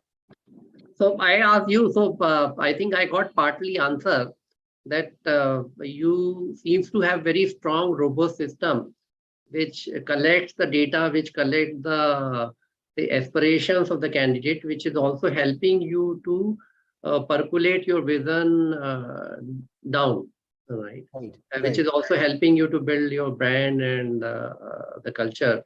My question was like how you're managing this massive operations of campus recruitment. Right. So what we have done is we have let's say definitely team of managers, training and placement managers that we have institute wise. Apart from that, we also have faculty coordinators and student coordinators as well. Right. So as rightly said by a couple of the panel members, that it is very important that you involve students and you inculcate ownership in them. Right. So why not to why not to put it in front of the students itself, that what they want to do. And a student interacting with a student is much more effective conversation and the communication rather than a faculty interacting with the student, right? Many times the student might want to feel good or create an impression in front of the faculty, and that's why he would only try to say the things which is good, right? He would not try to say the things which he actually wants to do, right? So what we do is from the first year itself, we have the list of student coordinators that we identify, and from those coordinators we promote them in the second year and third year who are really performing good. So what these students do is they continuously take the requirement from the rest of the class, right, rest of the students who are there, and continuously they give us feedback as well. At the same time, whatever kind of activities and events that we want to percolate among the students, right? So we try to do it through these student coordinators itself. So that is one of the part wherein we try to create awareness among the students, sensitize them about the placement and other career opportunities to the students, and give them a direction that how they can prepare even if they want to go for further studies or placements or entrepreneurship or something. Apart from that, bringing the companies, we have a team which is definitely there in the market as well, right? So we identify the key markets across the country, right? And we put our people over there who try to get the best of the companies which are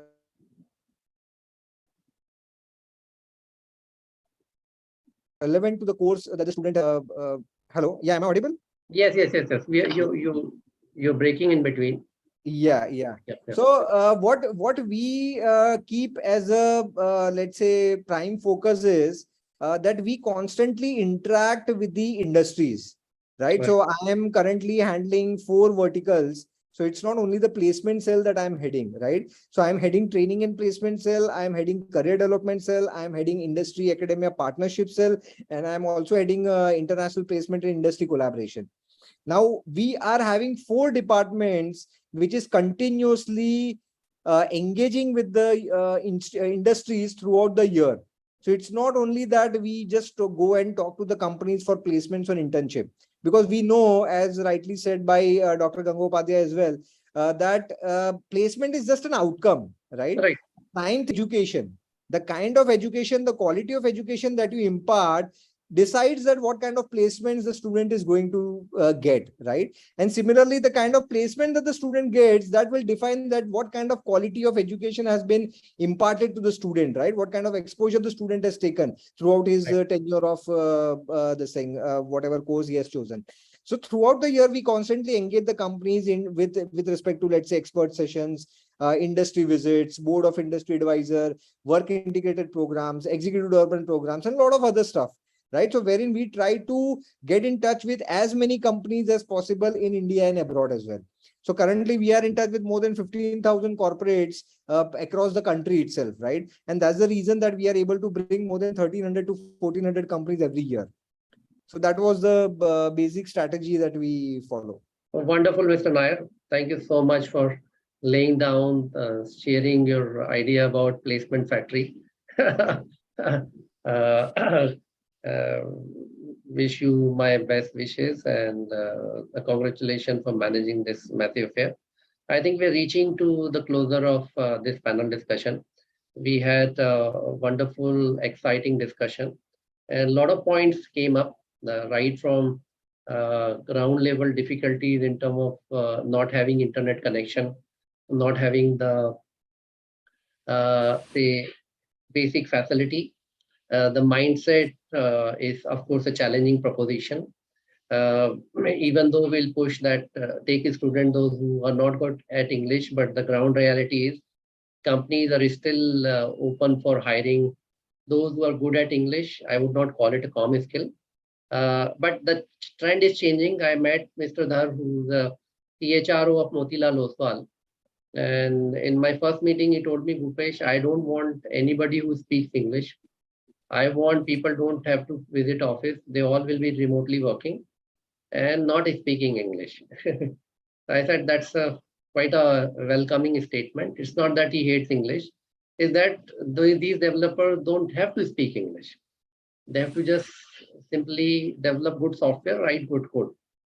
So that's changing, and a good perspective which is given by Dr. Babita, Dr. Sarangi, Dr. Gangopadhyay shared his almost 5 decades of wisdom and experience about how do we really build culture, how do we build brand for long-lasting outcome of placement, because technology and other things can really, technology is the easiest thing to really bring in board, but not the attitude, not the behavior. Sir, final parting note from you, sir. No, there are nothing for me from me about the parting note. We are all in the problem. So my request to you, I think to all of them, I don't know why it is said that English communication skill is required. I don't think even in the almost all the top employment also, I think nobody wants them to speak in English. I think if they are comfortable with that, I think basically you are interviewing is a reflection.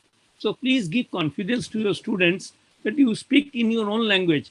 I think we are none of us are actually it is not our language, and therefore too much emphasis on speaking English is unnecessarily high. And I think this has to be somehow people have to be told, and people are also appreciating. So I think you cannot break the confidence of the students by telling you don't know English.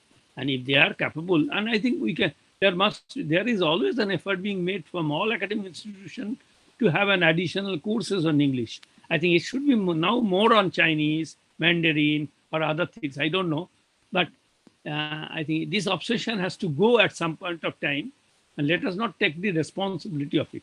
Thank you. Thank you, sir. Thank you, Professor Lokhende. Thank you, Professor Gangopadhyay, Mr. Nair. Yeah, Dr. Babita, you want to say something? Yeah, please. Yeah. I just want to add one thing. Yeah. So only 1 minute line only that everyone is not perfect. So we just move towards perfection, but we are not perfect. So don't mind, do your work, and the results will be there. So this is my summation. Wonderful. Dr. Sarangi, any parting note? Oh, it's a very nice discussion with lot of inputs from Professor Santosh Nair from Baro University, Babita Madam from Dr. P.S. Lokhande sir from Pillai College of Engineering, and definitely from Dr. Abhijit Gangopadhyay, and also a lot of inputs from you, sir. So it was a very nice, coordinated, very nice moderated panel discussion. Thank you so much for joining, and hope to meet you sometime in physical world beyond this virtual world. Thank you so much. I have an assignment announcement to make, sir. So yeah, I would request Dr. Sarangi sir also be there, and the entire mUni team is very glad to announce that we'll be soon signing an MOU with Maulana Abdul Kalam Azad University for our collaboration, that we are working together, mUniCampus Seagull and Maulana Abdul Kalam University. So Wonderful. thank Great. you, sir. Thank you very Great. much. Great. And we are already on the panel. Yes. Jami Hamdard is already in the Already So- on the panel, So, yes. so hopefully we'll be able to really do the digitization of entire West Bengal government. yes. We have already done for Telangana government. We have done for IP University, and 15 days back I was in Orissa, and Orissa government is also coming with us. So hope we can really take this journey forward and make India digitized. UPI has already has spread the India's dominance across the world as far as fintech is concerned. Hope that we will be able to do something in education as well. Thank you, Professor Arangi. Thank you, everybody. Anita, over to you. Thank you. Thank you. Thank you. Thank you, sir, and thank you all the dignitaries for joining this panel discussion. So we'll soon start with the second panel discussion, but before that, I would like to give you a short and a brief presentation on mUni Seagull platform. So IT team, if I'm allowed to really share my screen.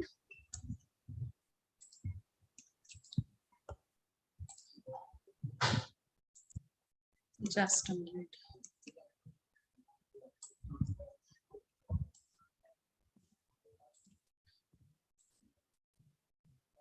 So I hope my screen is visible. Yes, Anita, please.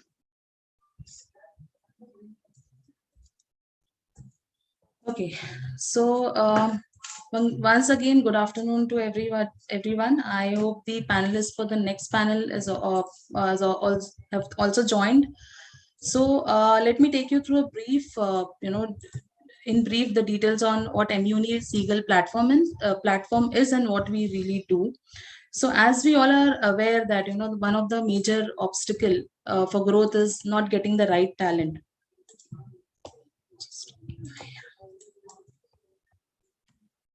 So here we are for facilitating the seamless discovery of right career choices and the needs of early career talent requirement. Okay. So as we all are also aware that talents and jobs are not the issue, but the real challenge is connecting the right job seeker with the right one who is providing the job. To give you our background, who we were known as G4 Solution, and we started India's first campus recruitment online testing in 2006. We did a lot of successful campus recruitment at that time for TCS, for Capgemini, for Hexaware, and we helped them to hire around 15,000 fresh engineers at that time. So this is what from where our experience comes in. Now, let me highlight a couple of challenges, what we have understood through our experience. We have already heard from the experts, a lot of challenges were covered in the previous panel discussion. Let me highlight a couple of them from our side. So the first one, what we understood is outreach. Outreaching the maximum number of institute is one of the challenge, how to really reach to different recruiters and get them to institute for the campus hiring. Then comes the employability, more and more employability arrangements for the students, more and more employability opportunities for the students to get placed. Then the poor efficiency and effectiveness due to a lot of manual work which is involved into this hiring process. Then the fragmented process due to the silo systems, what we have, a lot of institute and universities are working in silo systems. They don't have anything which is centralized to really have a complete visibility from start to end when it comes to campus recruitment or when it comes to the placements. Then the campus brand visibility, the campus branding within the corporate world, where they can really come to your institute and hire the candidates. Then campus preparation to make the candidates industry ready by preparing them, by updating them with the right kind of skill set which is really required to be hired by or absorbed by the corporates. Then campus for non-eligible candidates, again one of the most important challenge, where the non-eligible candidates who are not at the cream layer to really get absorbed by the corporates. Then poor insight, uncertainty and the final outcome due to multiple silo system, and there's nothing which is centralized to really take care of the entire campus hiring. As I was talking about silo system, yes, there are multiple silo systems present available, which is used by a lot of universities and institute for campus hiring, like application tracking system. There's an online placement brochure, a lot of testing and assessment platform, but these all works in a fragmented style. There's no correlation between them, which leads to higher cost inefficiency because there's no common result produced through this.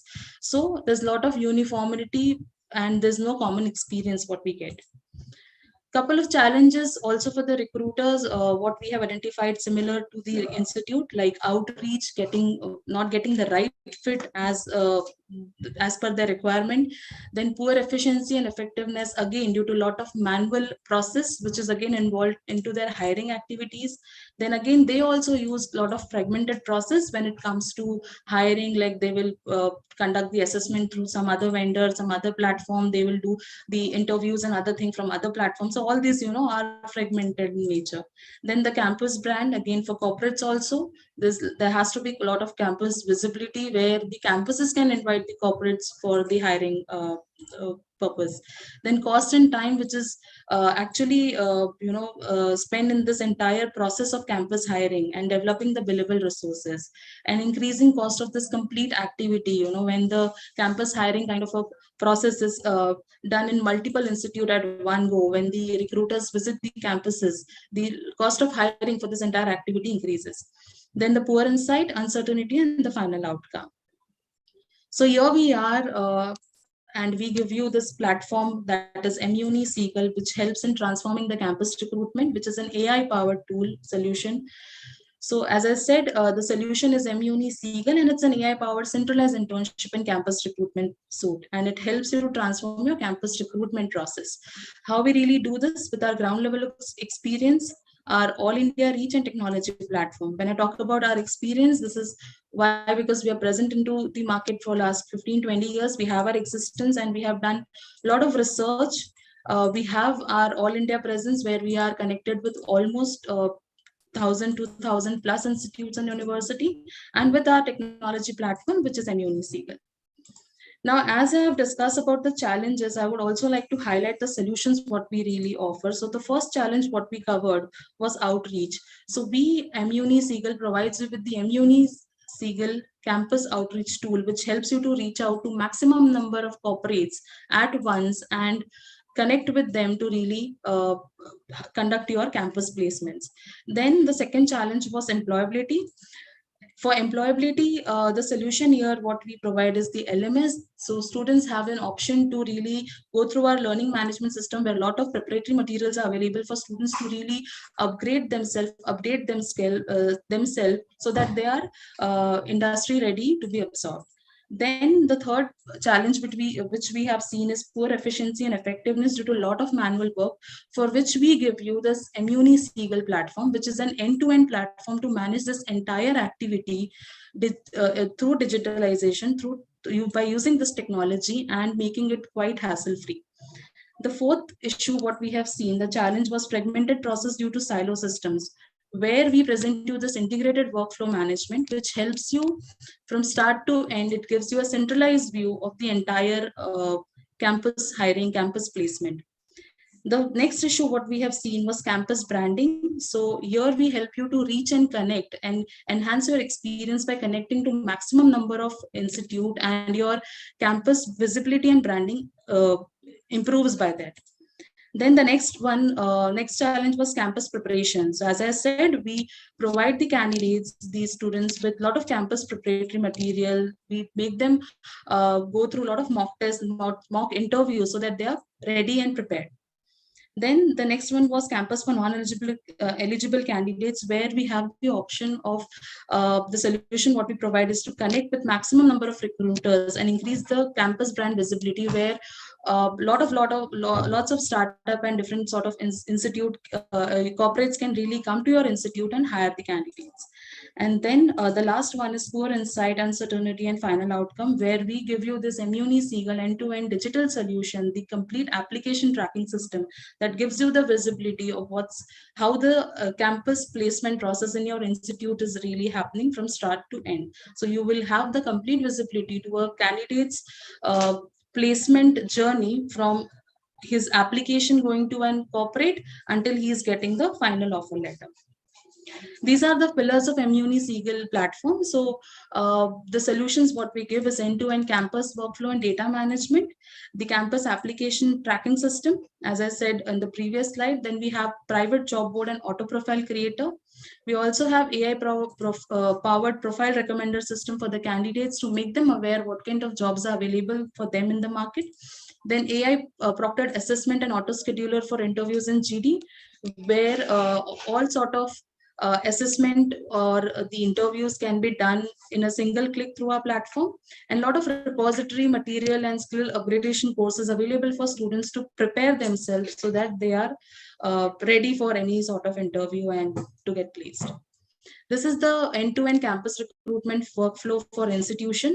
So right from campus data management, so the process starts from where an institute can really manage their entire campus recruitment data in a centralized fashion on the platform, from where they can really then start with a process which is called as campus announcement and outreach, where they can reach out to maximum number of corporates at once, connect with them and invite them to their campus for the campus placement activity.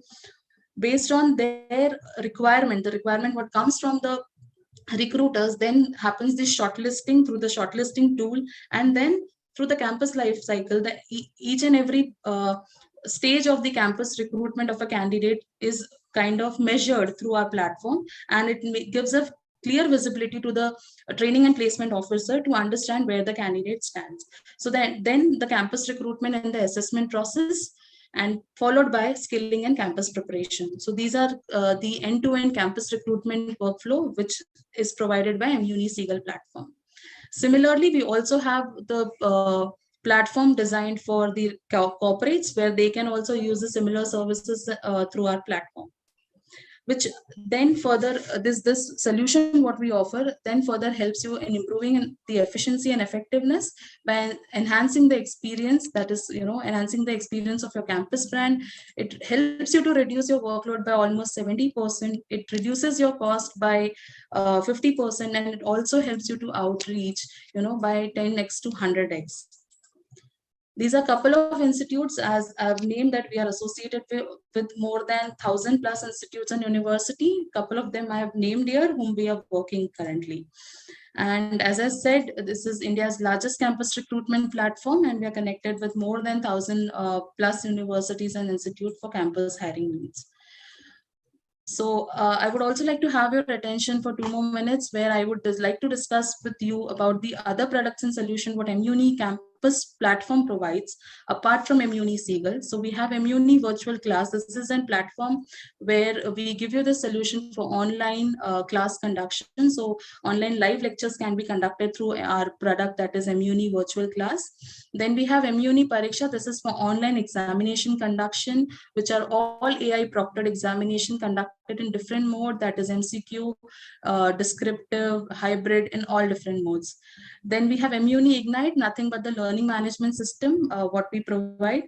Then mUniCampus, we've already discussed about the same. We have a solution called as mUni Admit. This is to help the entire admission team of all the institute and universities to manage their end-to-end admission process. And then we have the admin suite. This is for managing the entire academic admin activities of any institute.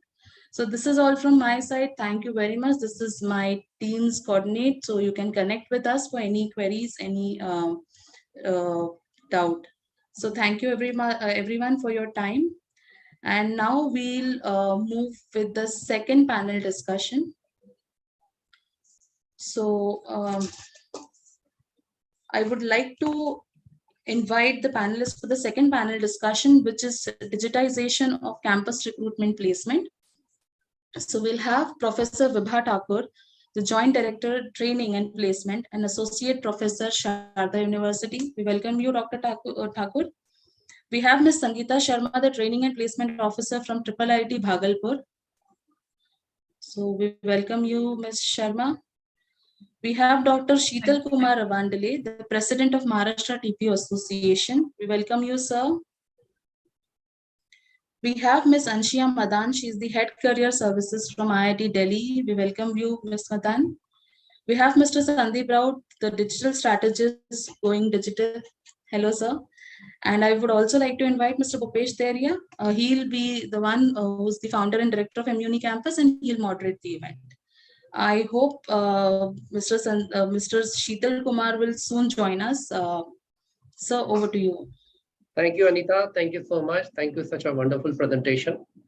I think you have set up the context for our discussion as well. So I'm really glad and welcome all of you, Sandeep, Professor Vibha, Ms. Sangeeta, Ms. Anshia, and Professor Sheetal to this panel discussion. And this panel discussion is pretty appropriate in the time of when the on-campus campus placement is moving towards virtual. And earlier panel discussion we have seen the trend is moving more on virtual, hybrid, and now one are the days that we'll see the complete on-ground campus. Some or other part will happen online. So in this background, this is a pretty relevant topic, digitization of campus recruitment cell, which we can also call career management, career development center. Now, so all of you are expert in this area, and day and night you're using digital services to facilitate campus recruitment. So I will start with Sandeep. Sandeep, you're expert for digital transformation, right? And other industries, they have seen the fruits of digital transformation. So I would request to set up the context why digital transformation is important, and particularly in this higher education and within higher education, this particular piece, which is campus recruitment, internship, career development. Over to you, Sandeep. Thank you, Bhupesh. So obviously digital transformation is a buzzword nowadays, and there is no option but to get digital, and that's why my company's name is also going digital. But typically, see what happens, there are three areas which digital transformation as a thing impacts. One obviously is the customer experience. Now in this scenario, customer is all about your placement officers, your employers, your students, college faculty, everybody who is involved into campus recruitment process. Both are really the customer, and how do you improve their life? That's where digital transformation helps. I mean, people again are confused about transformation. It's nothing but acknowledging and adopting all these digital technologies which are available at your fingertips, and ensure that it is impacting the end consumer. And that's why retail was one of the fastest mover or adapter of digital transformation, because we are the consumers and we know better than the person who is selling a smartphone or television and things like that, right? So it's extremely important to get into this bandwagon and ensure that you're finally improving the lives of the stakeholders who are involved. Talking about benefits, obviously there are plenty and many, but the first and the foremost is end-to-end placement functionality and visibility, transparency. That's where it's helps when you think about digitizing the placement and all these processes, because placement sales can now post, filter, manage an entire placement process and place thousands of students during this short placement window with ease. And there are multiple benefits. I mean, we can keep on talking, but I'll go back to you to understand and hear from other leaders as well. It's extremely important to get on digital, because that's the way you can improve the lives of all the stakeholders who are involved. Thank you, Sandeep. You rightly said that it's about bringing the customer or various stakeholders at center and improving their experience. Absolutely. And this digitization brings transparency, and transparency further leads to trust. Correct. And that is what leads to building up a brand. I simply say brand is nothing, your ability to deliver what you say, right? Perfect. And consistently top institutions have delivered that, yes, they're offering the best quality, and consistently they are doing it, and that's the reason they have built the brand. Yeah. And this, I recall one of the incidents almost 15 years back. when in fact digitization started in this campus placement. So there was a very ugly, messy situation which has occurred by one of the leading company in campus recruitment in central India. Okay. I will not name the company, neither I'll name the institution. There were roughly around 6,000 to 7,000 students participated in the campus. And 95% of the students, those who were actually selected in final campus, were by the host institution. And majority of the candidate actually came from the different parts of the state. Means they traveled in a train and bus overnight, reached to there anyhow, and it was a summer time. And finally, in evening, they realized that only 5% of the candidates were selected other than the host institution. And this actually sparked a violence. There was a riot, there was a fire, the police has to come, there was a lathi charge, and the HR head was about to lose his job. He was close to me, he called me up, that saved me, and you have some online technology. And that's how we started India's first online campus recruitment testing, way back in 2006. And this testing has brought in very simple transparency. I would call it, that was very simple thing to do online testing, because online testing was pretty much everywhere other than this campus recruitment. Still you used to do paper pen, and the local training placement officer used to pass it to other colleges. All those kind of malpractices were there. So this actually brought in huge transparency, build the brand of the company, and help them to really get better candidates from multiple places. So that was a simple story. When you mentioned about brand, it triggered my memory.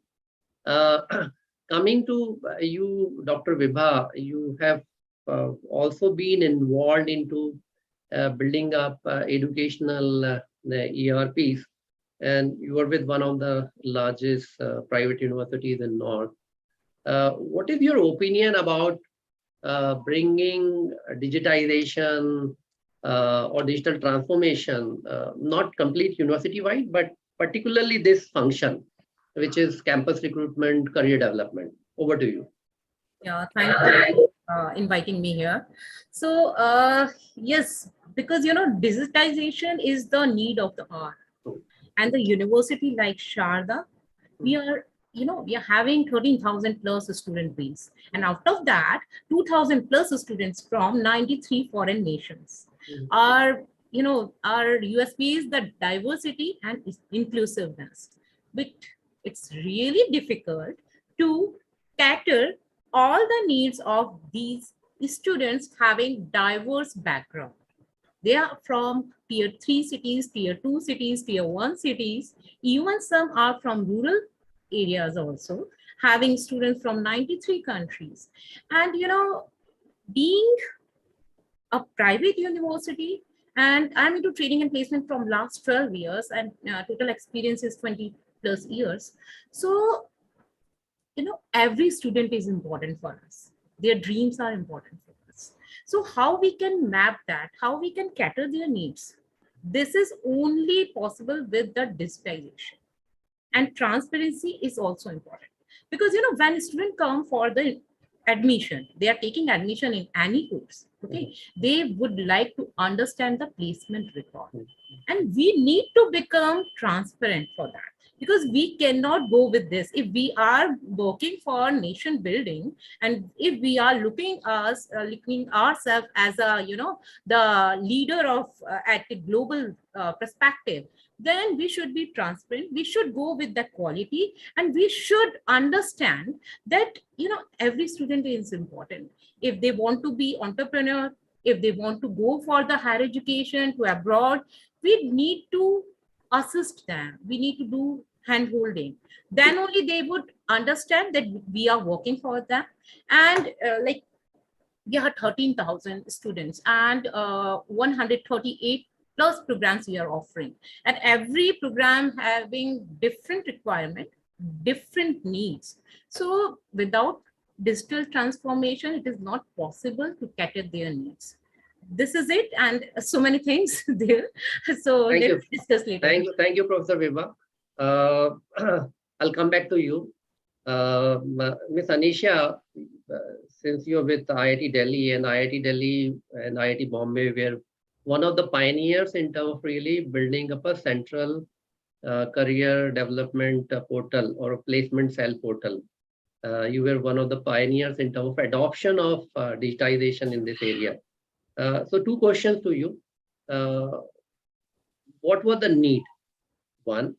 The second, what kind of benefits you have seen this digital platform has brought in on this campus recruitment to you? Okay, the need was many years back. Actually, when I joined, I took over this function. It was training and placement, and now we've sort of grown into career services. Right. So it was already digitized, and that was more than 12 years ago, right? Right. Like you rightly said, I think digitization maybe started 15 years, or maybe for us slightly earlier than that, because you mentioned 15 years. The need was because paper based hota tha. In the previous panel they were talking about ki test liya, fir usko collate kiya, and what my old staff, many of whom have now retired, used to tell me was there was a time when wo sare bade files ban ke fir wo usko बना के फिर post किया जाता था, a world that I can't even imagine, right? Right. And like Vibha ma'am pointed out, the sheer number of students that over time have grown, you couldn't have handled those numbers if you were not digitized. Right. जब वो paper based होता था system, तब IIT का intake X number होता था. आज it is an exponential number of that. So maybe at that time it worked despite the number of programs. Also, our number of programs have expanded. Right. And life only gets more complicated, right? Right. We never go back. Everybody wants growth. Even education wants growth. Right. So I think digitization, we were pioneers because maybe we saw it coming, but it's just been good that we've always been able to, keep ourselves abreast and ahead most of the time. The second part of your question, I'm sorry. What benefit you have seen? Yeah, so the benefit, like I said, when COVID hit us, right? Many of the institutions were still struggling with, they had started thinking on those lines, but they were still not there. Right. For us, the system already existed. So for me, COVID happened, digitization was there. How it helped me was that many companies that were still not on board were pushed to get on board.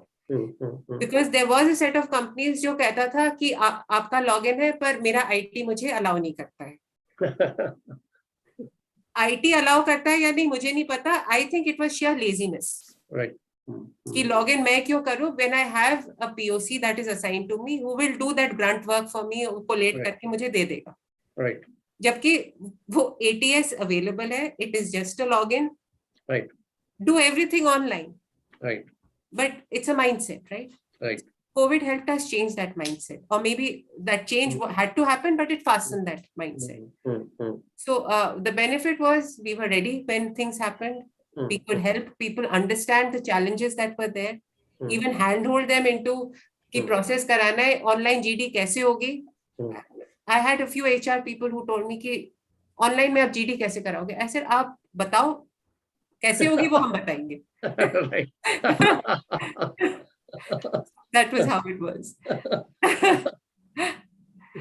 So I was wrong process, how it will be done is our problem. Right. So mindset change was not only the issue at institution end, but also at the enterprise end. That's what I'm trying to say. Even see, people are the same everywhere. Right. So all of us got pushed into a situation. The good part was maybe we were prepared. So we handled it slightly better than others. Good. So I think others will also gain from this sympathetic view that they are not the alone, those who are facing the mindset challenge. IIT Delhi also faced the mindset challenge. No, everybody faces it. So I read a report which actually published this data that IIT Delhi, IIT Bombay, IIT Kharagpur, these three institutions together has produced roughly around 20 times more startup founders than Ivy League, MIT, Stanford, Wharton, Kellogg. So definitely you should be ahead of in terms of digitization when your students are ruling the world. Thank you so much. So coming to you, Dr. Sheetal Kumar, you are also handling the life and career of students at your college, but at the same time, you're also president for Maharashtra Training Placement Officers Association. Apprise us that what kind of challenges your association and your peer training placement officers were facing, and how those challenges were overcome by digitization, and what extent. Is it still buzzword or there's some reality? Yeah, thank you so much, team Bhupesh and your entire MUNI team and all the fellow panel members for giving this opportunity to have some sort of interaction. So as far as challenges are concerned, there were many challenges. First of all, the companies were not ready with their systems, right? Initially in the first phase of lockdown, and suddenly it came. So there were problems. Some of the recruitment drives were cancelled because there were certain limitations from the government side. But to be frank, when there is a will, there is a way. So slowly we started with maybe options like Zoom, and then maybe other tools were there. But apart from that, people wanted to conduct the drives, and that was actually to be conducted by some of the colleges started then to approach them, sir, we have this many students, how to go ahead, right? So some companies who were already having some solutions, they came up and they provided certain solutions. So we at Maharashtra level also, we tried to find out some solutions. We got some solutions from technical experts, as well as some of the companies told us that you can use this kind of, as ma'am also said, Anisha ma'am said, how to conduct the GDs is our problem. So we tried to solve those problems, and up to certain extent we were quite successful in that. But it really helped a lot afterwards, because now today you see, earlier when the drives happened, entire day TPOs were busy. They were conducting maybe small activities like arranging for logistics, maybe their stay, and then arranging food and all that, not only for panel members, for the students, volunteers, everybody has to be taken care of. But nowadays TPOs can invest that much of time, entire day's time he can invest in calling and reaching out to other companies, because everything has become online. Only one thing he has to do, one or two volunteers, student volunteers especially, they have to be connected with the HR, and then the HR and that team, they conduct the entire process. Similarly, if you see the other side, companies are also happy, because sitting at Chennai, Bangalore, Pune, Mumbai, whatever location, the HR can just log in, give the login to his panel members, and parallelly to the shortlisted students. And for online test, now almost sufficient number of solutions are there with smart tools, right? So I think many challenges were overcome by the technologies, and people are enjoying now, right? And I think here onwards, even though there will be some of the mixed mode or hybrid modes, but online modes will prevail, and they are getting smarter day by day. As far as students are concerned, initially they face certain challenges, because in remote places networks were not clear, all the students were not having those handsets or earphones, or continuous electricity was not there. But slowly people understood small solutions like small inverters, etc., were the solutions. We were asking them in whichever locations colleges were having good internet connectivity and norms were not that tough, so they joined through colleges. But things happen, and nowadays I think it's the best way I will suggest, because it is saving the time, cost, and yes, some errors are there. Some of the some HR members also say that yes, there are certain things or problems which have to be taken care of at student side, or even the company side. So those will be rectified in a coming time, and probably this will be the best solution, sir, I think. Wonderful. Dr. Sheetal, so you're saying that digital is a way, and this massive digitization actually paved the way for virtual campuses. Otherwise, virtual campuses would have not been possible and the student would have suffered. The way they have suffered an examination, at least they have not suffered in terms of getting the job. And all of us, we will agree that we have not seen such kind of placement boom in last 20 years, what we have seen during the COVID period. So this digitization layer has actually helped this virtual campus. And as you rightly said, the future to go is about virtual campuses, hybrid campuses, right? And part of the process will be done, like for example, examination online and interview or pre-placement talk can happen on campus. And even I would like to add one point, sir. Earlier, getting company person at the campus, the frequency was very less. Right. I will tell you, even in those first 2-3 months, we had conducted almost 50 to 55 top-notch industry professionals lectures or online sessions, and not only for 1 or 2 colleges or for a city's college students, but for entire Maharashtra students and colleges. We could conduct many of such expert sessions, and in fact our people were saying, no, now it's enough. That kind of situation was there, that and that too happened very nicely, and expert people, they could also devote time, and industry people are finding it very easy nowadays. Most of the CEOs, HR heads, even technical heads, they are reaching out to faculty, students, and it has given another means to maybe industry academia relations nowadays.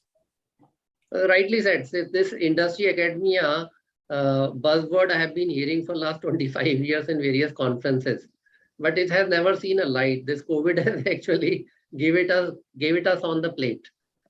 This digital, although we talk about a lot of digital divide, which is a reality, but digitization has also broken down the various barriers which was brought upon students and of course academic institution, and primarily these were the location barriers, socio-economic barriers, because if you're in remote place, you'll never have access to the equal opportunity.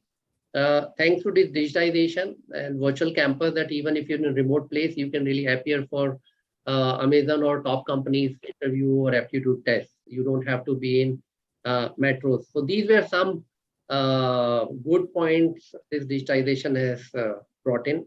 Of course, there are some challenges of internet connectivity, devices, right? Still, HR are missing that point of applying their gut feel.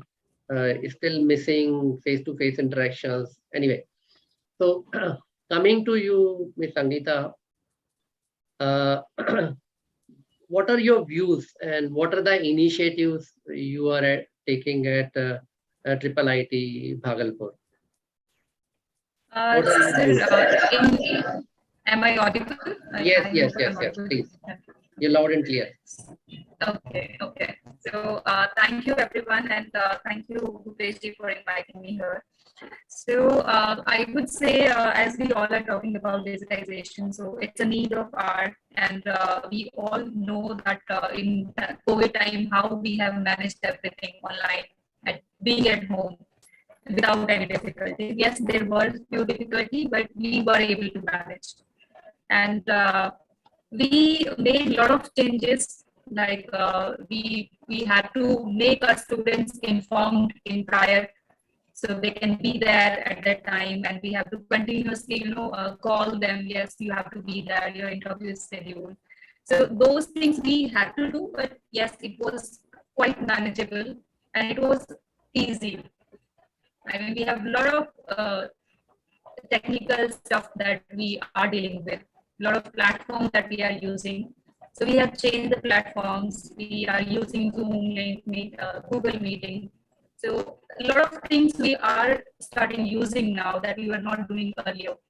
But yes, one-on-one interaction, that is missing. We all would agree on that. And that is also important. So yes, we need to change according to technology. So we all are adapting to this new change. So that's all my views. Thank you so much. I'm glad that these digital tools are helping you to overcome your location disadvantage. Yes, and I would like to add that I am working with IIT Bhagalpur for past 1 year, and I have not visited the campus yet. So I started in August. Yes, I started in August 2021, and I'm still working from home. Even students are not there on campus because the situation is not that good at Bhagalpur. So yeah, That's a perfect digitization has example. definitely That's a perfect example. yeah. Okay, great. So coming to you, Sandeep. Uh, so although universities are trying to really grab hold of various, say, tools, I will still not call it unified, fluid, flexible platform, which are rigid in nature, but at least they have started. And digitization is not only about technology, right? So what do you think that what are the key challenges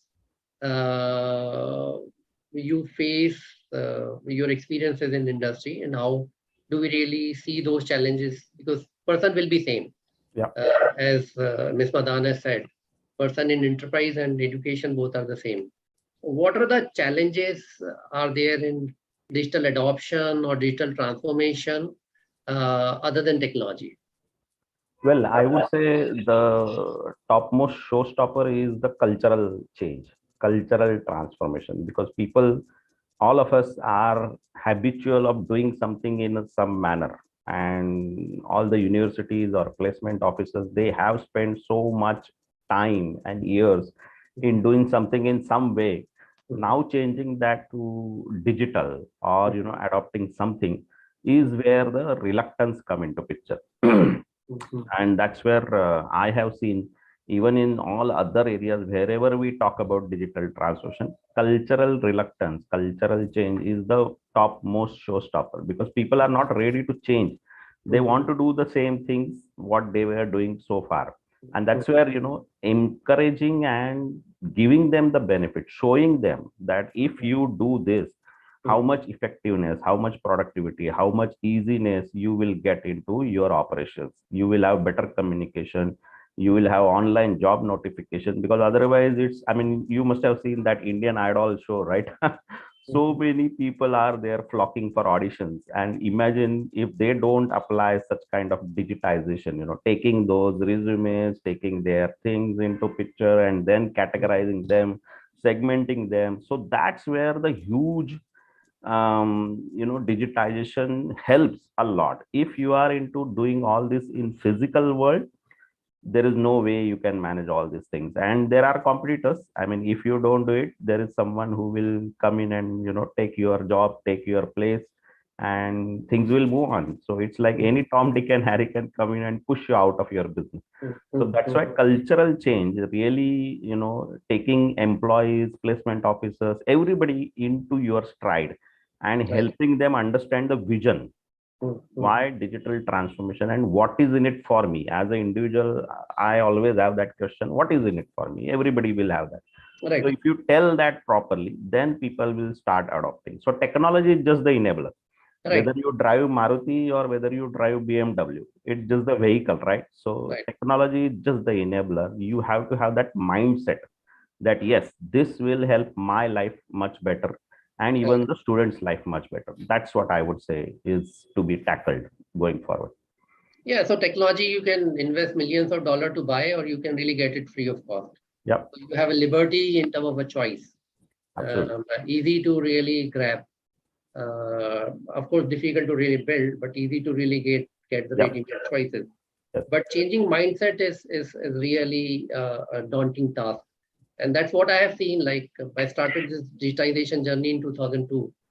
And what I have not seen in 20 years that COVID has done. Yes, absolutely. Because that was a question of survival, right? So 20 years digitization, you can really wrap it up in 6 months. True. Right. So directors are calling up and saying, okay, we want online examination, hybrid online examination. Yeah. Now we can't really run examination beyond that. Absolutely. In traditional way. So it was forced, but still I see digitization has not been done. Just buying tools cannot say that we are digitized. Digital literacy, mindset change, and this mindset change is there at a top level or everywhere. Over to you, Vibha, Professor Vibha. Yes, so mindset change, of course, from bottom to top. We all need to understand this, what all problems we are facing. If we are talking about the placement process, I divided it into, 3 categories: Right. pre-placement activities, placement activities, and post-placement activities, Right. which is rather more important for any higher education institution or university, because all higher education institutions, universities, we are looking for very good ranking, very good accreditation grades. Okay, and for that, documentation is the key. Right. If you are conducting something, you need to be, the activity should be needed to be documented. So digitization is just making our things easier. So if we are talking about the pre-placement activities, the placement activities starts with the analyzing the students' interest in their first year onwards. So we are requiring one platform which could cater all these needs in their, even in, before their admission. We should have some psychometric tests so that we can understand their skill, their potential, their trends, and we can offer them courses on the basis of their skill sets. Once they are getting the admission, we should have another round of testing, so that that could be the assessment test. Okay, then we can see how they are taking their courses, and then we should have that reassessment, because we are addressing their needs. We are understanding that what challenges they are having. We are addressing their challenges. We are conducting the skill classes, and then the reassessment will see how they have done, how, how far they have gone. Okay, and then the last phase is the career fitment test. Right. Career fitment test. After this, we could go for the placement activities, inviting companies. And one more thing, companies are coming with the eligibility criteria. That should be changed. Right. Reason? Because they are asking for BCom, BBA, BTech, BSc. No, it should be changed. Why? Because you are coming with a profile. What skill set you need for this profile, that should be the eligibility criteria. So we need to change this thing also. Okay, and after this, the eligibility criteria is changed. You have the things that what should be required. Then you will be conducting the classes. You are preparing your students. Then you are conducting the placement process. We all understand that placement process, aptitude, GD, interview, everything could be digitized, and we can go for the blended mode also. Testing could be digitized, and interview could be the person in person, face to face. And the next phase is the post-placement activities, where we need offer letters. We need to analyze the trends also for preparing our next batch, because the trends are changing very rapidly. So if we understand what profiles are booming and what profiles are now not in trend, then we can work accordingly. So I'm from computer science. So because of that, I have that, strong belief that if the things are going with the technology, your result will be, increasing in exponential ratio. So for me, this is all how it is possible, because if you would be able to see the result, if you have that foresee. Okay. And the next thing, one more thing I would like to say, if you allow me. Please. Yes, if after pandemic, this entire world becomes a global village, right? So now you are not only preparing your students for multinational companies which are working here in India. You have to prepare your students for that should be synced with the international trends, how international companies are asking. And we are having, very recently I have attended one conference that was organized by SEPC, Skilling and Internationalization of Higher Education.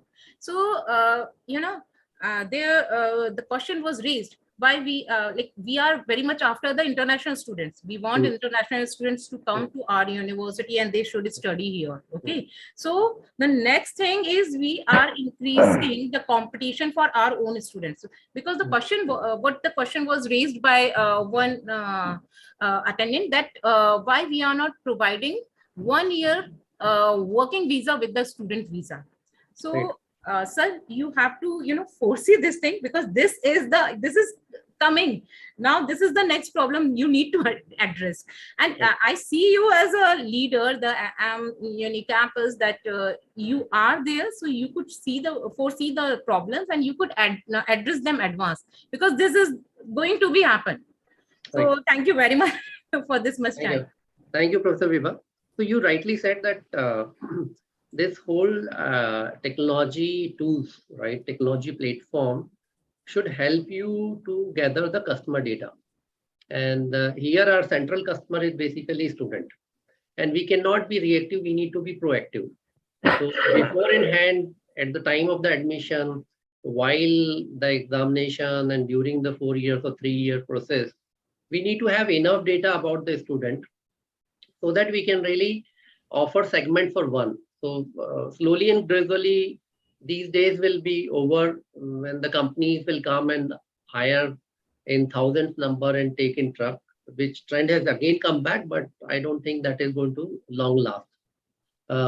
And even the candidate's aspiration has changed. In previous panels where we have seen that now candidates are wanting to go for the product company, right? A startup company. They have their aspiration, they know what precisely they want.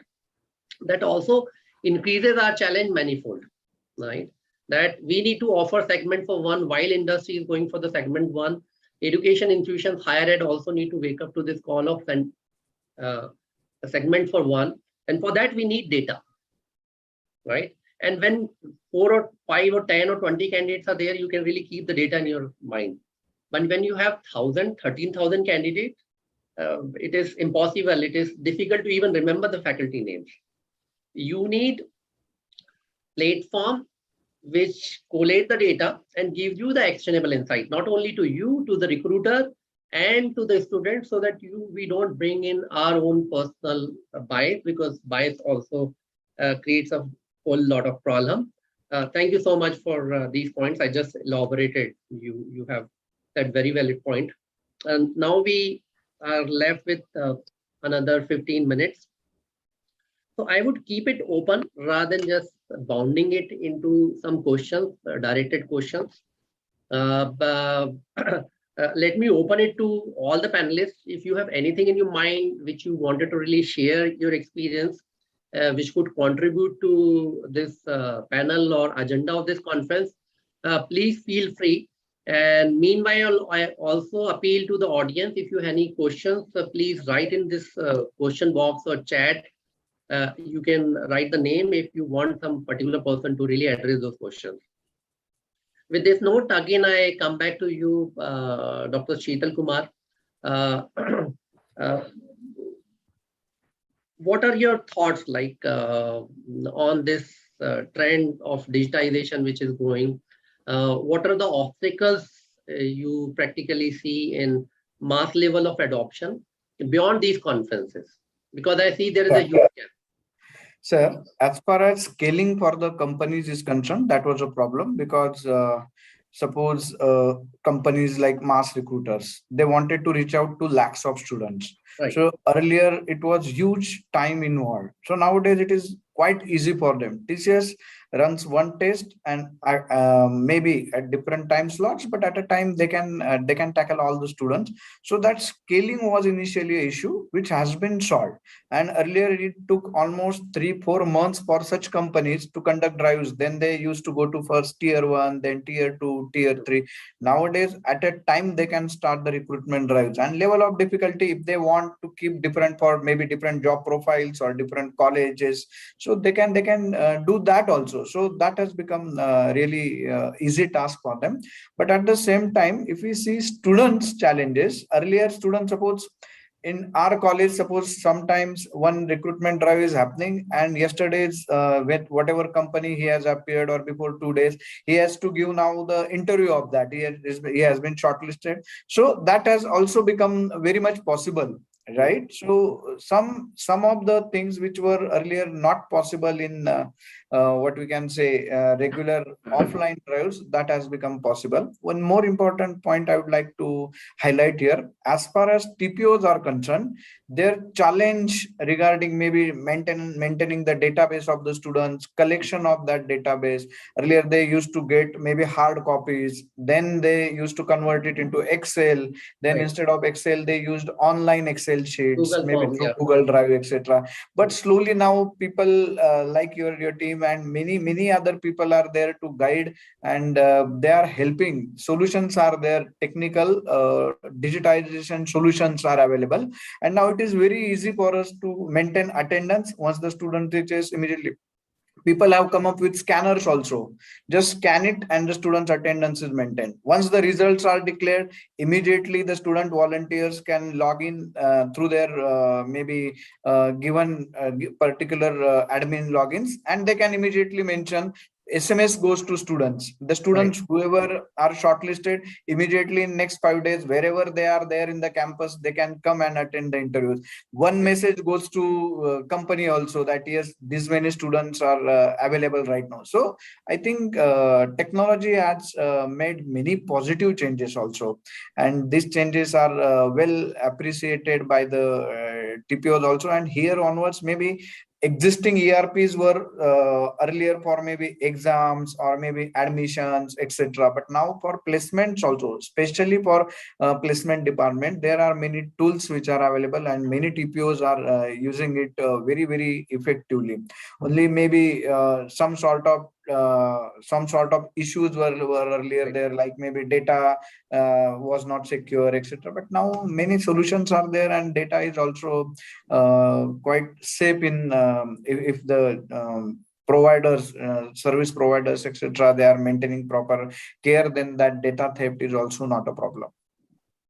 Now, data security, data privacy was one of the major concerns among universities and TPO, and still that is a concern. And that is where, like a company like ours, we signed the NDA, and we are committed that we will not be selling data to any third party. And the data will be only primarily used for any information or any guidance related to their career only, not to sell them laptop or any other thing. Neither the data will be downloadable, just like majority of the job sites offer the data download practices. And but even the regulatory framework is also changing. Once this Data Protection Act will be implemented, the sharing of Google Sheet or Excel sheet will be prohibited, because we, as a training placement officers or career development center head, we are the custodian of the data.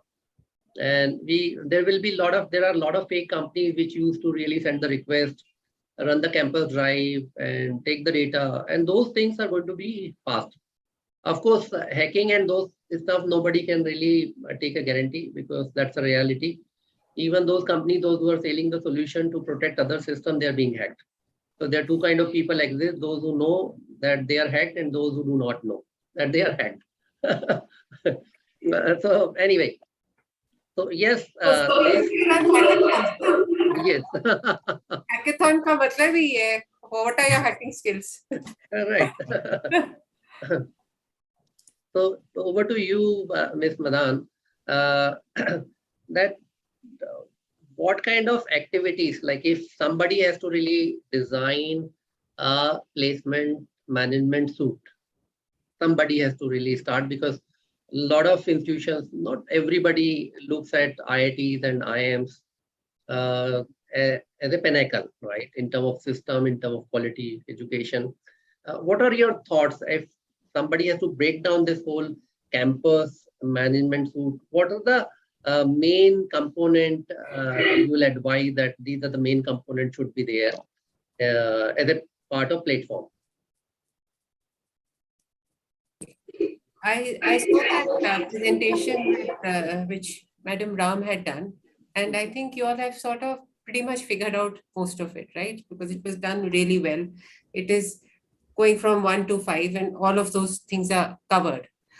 Few things that could be added, which was what Professor Sheetal mentioned, was like the attendance management of the students. That was missing out there.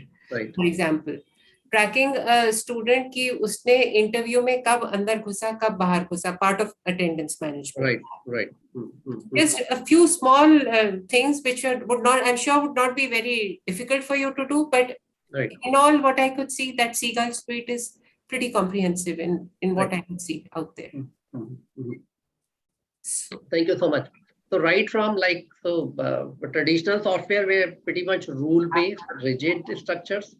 Now the modern trend is instead of bringing rigidity, create systems which can offer you dynamic workflow management. Yeah, so maybe you have a different workflow. Sarda is having different workflow. Mr. Sheetal may have a different workflow. IT both guy will have a different workflow, right? So you can have your own dynamic workflow. You can reuse some digital assets and open in frame. Like, for example, if somebody want to use Zoom, they can use Zoom. Somebody want to use Teams, any other platform. So it should be interoperable with multiple platforms. You should not feel logged. And one of the most important aspect is, of course, the security aspect. It should really take care of the security, and it should be scalable.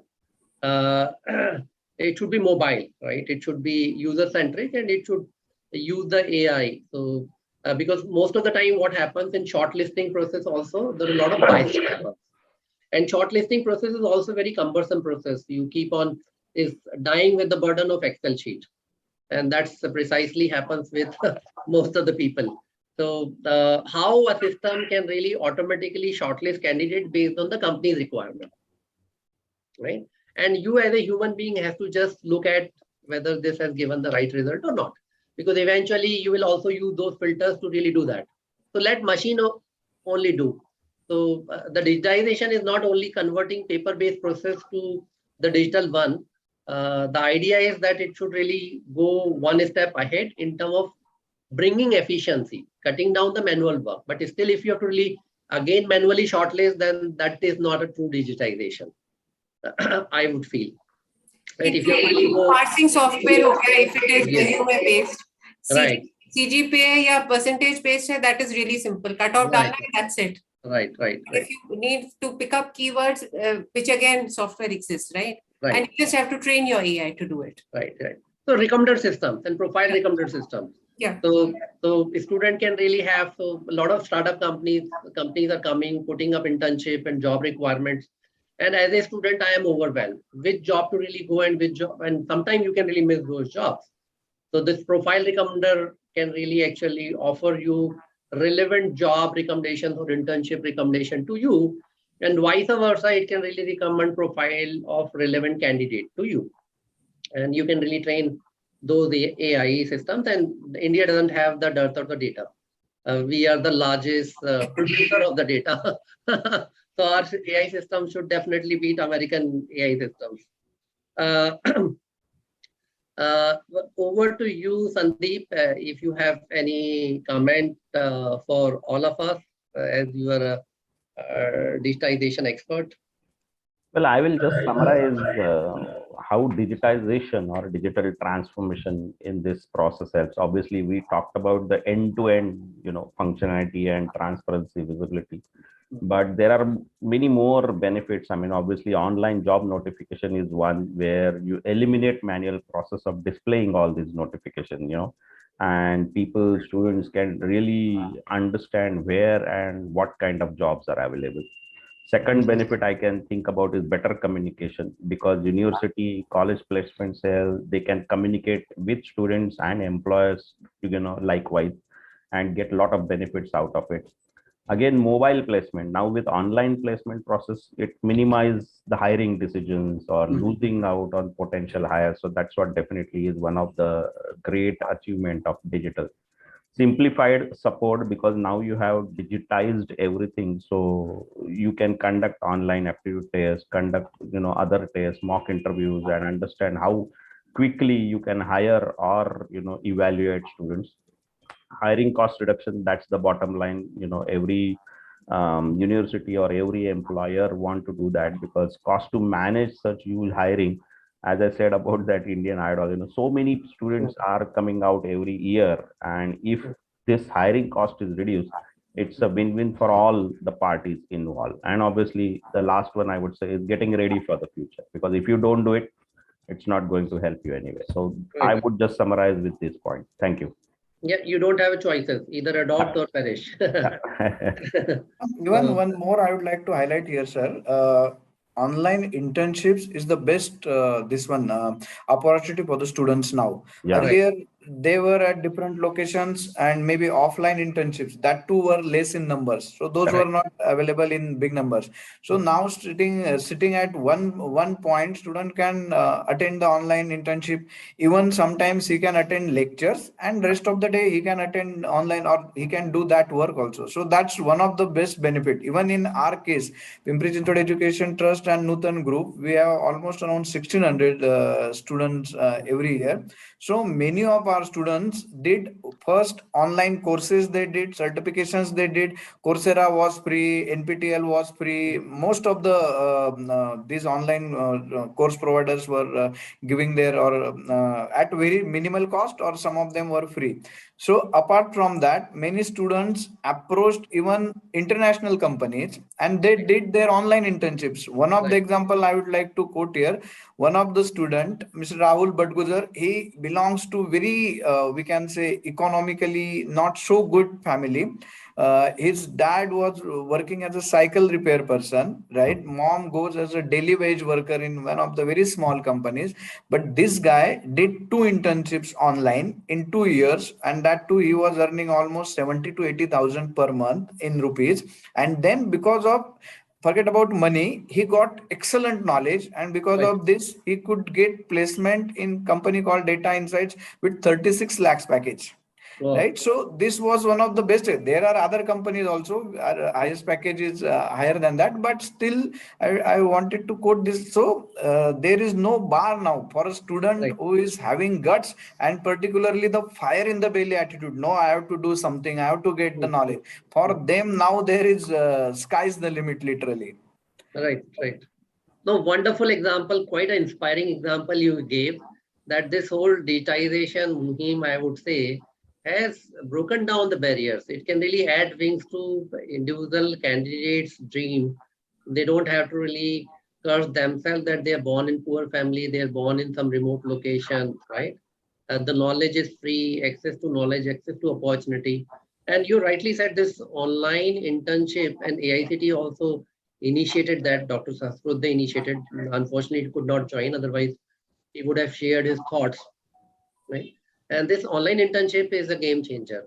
And I think new education policy, there is more thrust on online internship. We as a company also offers a lot of online internship. They don't have to really come to the campus. They can really do in social media, they can do in mobile app development, they can really do in machine learning, deep learning, legacy software development, multiple areas. And once they do the project, we can also extend them the offer letters. And I would also appeal all the training and placement officers, those who are joining, do connect with us, do encourage your student to participate in our internship. Of course, we are facilitating other companies as well. But that's something which is a game changer. So we are left with request all of you to share 2-minute parting notes, and then we close this panel discussion. And if there is any question from the audience, please do share. There is one question from Mr. Srinivasa Sarma to Mr. Sheetal. Professor Sheetal, kindly provide the info related to TPO capacity development program, which were practiced by Maharashtra TPO Association, which may address the concern addressed or expressed by many panelists. Over to you.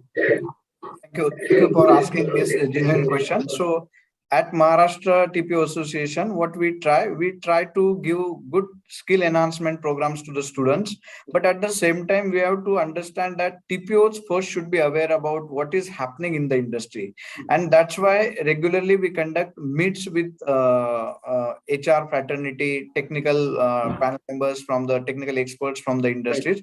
So this is our annual event. We make one TPO development program, and in that TPO development program, TPOs from across the country, they can participate. This year there was huge response. Almost around 520 people were there, and out of them around 400 TPOs were there from around 12 to 13 states of India. And we had different panel discussions as well as interactions with the industry people. Around 80 industry professionals, right from core companies, IT services, as well as IT product companies. So different sessions were kept. For example, IT product. So how to prepare the students for IT product companies. Right. Apart from that, another session was for core industry, because core is a challenge for most of the colleges, and then IT services company. And apart from that, one session was there to conduct how one session was on TPO challenges particularly. Right. So right from remote place to say tier 1 colleges, what are the problems they face at their respective colleges, so that address the solutions were given to all different kind of TPOs, that their problems, and then some success stories were shared by these TPOs. So it was a good interaction. If you want to participate next time, we can also involve you. Please share. My email ID is s.ravandale@gmail.com. And yes, links of already conducted events, maybe these different panel discussions as well as different, those are also available. If you wish, please send the mail or through mUni team. You can get my details, and it will be pleasure for us to share those with you. And we keep on evolving. We try to get inputs from the TPOs. What are your challenges and what should be topics of our discussions? So we conduct some sessions also for that, and it will be pleasure for us to get some problems also, so that we internally discuss in our governing council team as well as our TPO fraternity, and we try to provide solutions to TPOs. There are many issues like approvals of the TPOs through AICT and respective universities, because TPOs should be stable. Their even payment bans, etc., should be taken care of. So this post was not there in the 6th page. So we reached to AICT throughout India. We sent the TPOs the request to send one letter to AICT. Unfortunately, the post was then included in the 6th page by Chairman Sir Sahasrabuddhe sir had come up. He had come up with special gazette, and that included the post of TPO also in the structure. So these things we are doing. And apart from this, campuses, so almost around 15,000 plus students we have placed in last few years through pool campus and off campus recruitment drives, and sharing of thoughts, what are the problems and how to solve, and just problems or stress is there with the TPOs. It's a really we can say 24/7 job. Anytime student will call or some teacher will call. Parents have their own pressure. Management has its pressure. Admission depends upon placement statistics. So TPO seat is a hot seat, in fact. So we share those pains, and then by holding hands of each other, I think we can just share that, and it gives kind of ventilation, right? Where the problem should be venting out. So another one TPO can share it with another TPO or group of TPOs, so that we can solve, and a very positive environment has been created, in fact, in this region. Otherwise, we are internally, if we see competitors also, but the environment was created in such a way that 1 + 1 is not 2, but for TPO community, 1 + 1 is always 11. So it helps. I have 5 contacts. Madan ma'am will have another 5-10 contacts. Sharma ma'am. So everybody has 10-15 contacts. Let us come together and share all the contacts with each other. Our students, everybody will get the benefit. And companies have huge number of colleges to go to. But if we keep those good things together, we can even together approach companies which are not in our horizon. Outside companies, all India companies, even Maharatna companies, and even international companies nowadays we are thinking of. So I think together we can make wonders. Wonderful thoughts, very insightful thoughts, very motivating thoughts, Dr. Sheetal Kumar. In fact, we also launched 2 tools, which is campus outreach and recruiter outreach. So, because most of the colleges and TPOs don't know whom to contact in company. Let's say in Accenture or TCS or Swiggy, or there 95% companies which has come in last 5 years, and most of us, we don't even hear the name, right? In campus placement circle, only TCS, Accenture, Wipro are known. But startup companies are hiring more, right? If you aggregate the number, they actually supersede the larger, but there is no central database. So we created a centralized database, and we have given a name called Recruiter Outreach, wherein, and there are ready templates, what format you will send the email. So with campus request form embedded into email will reach to say thousands of institutions.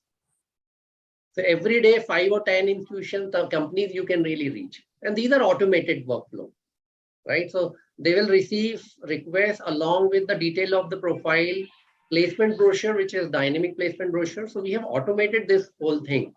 We created, brought in some level of smartness. And you rightly said that this is not a competitive environment for everybody. It is not 1+1. Let's come together and create a better India. And one parting note from Professor Vibha from you, and then we close this panel discussion. Yes, so thank you very much. Sir, one point I forgot to mention, that is the placement policy. Okay, we all make placement policy, but implementation we would not be able to ensure. So digitization is the only thing where we can, ensure the proper implementation of our placement policies. Right. So this is one more thing. So I thought I should mention. Thank you. That is if you have a right processes, if you have a right technology tool, this will be enabler of your operating model and your strategy. And that's all the whole genesis. And I see that mindset is awakener. And I see leaders like Dr. Sheetal Kumar, leaders like Ms. Sharma, leader like Ms. Madan, and Dr. Vibha and Sandeep. I think we will be able to really transform this space. Thank you so much. It was such a wonderful panel discussion.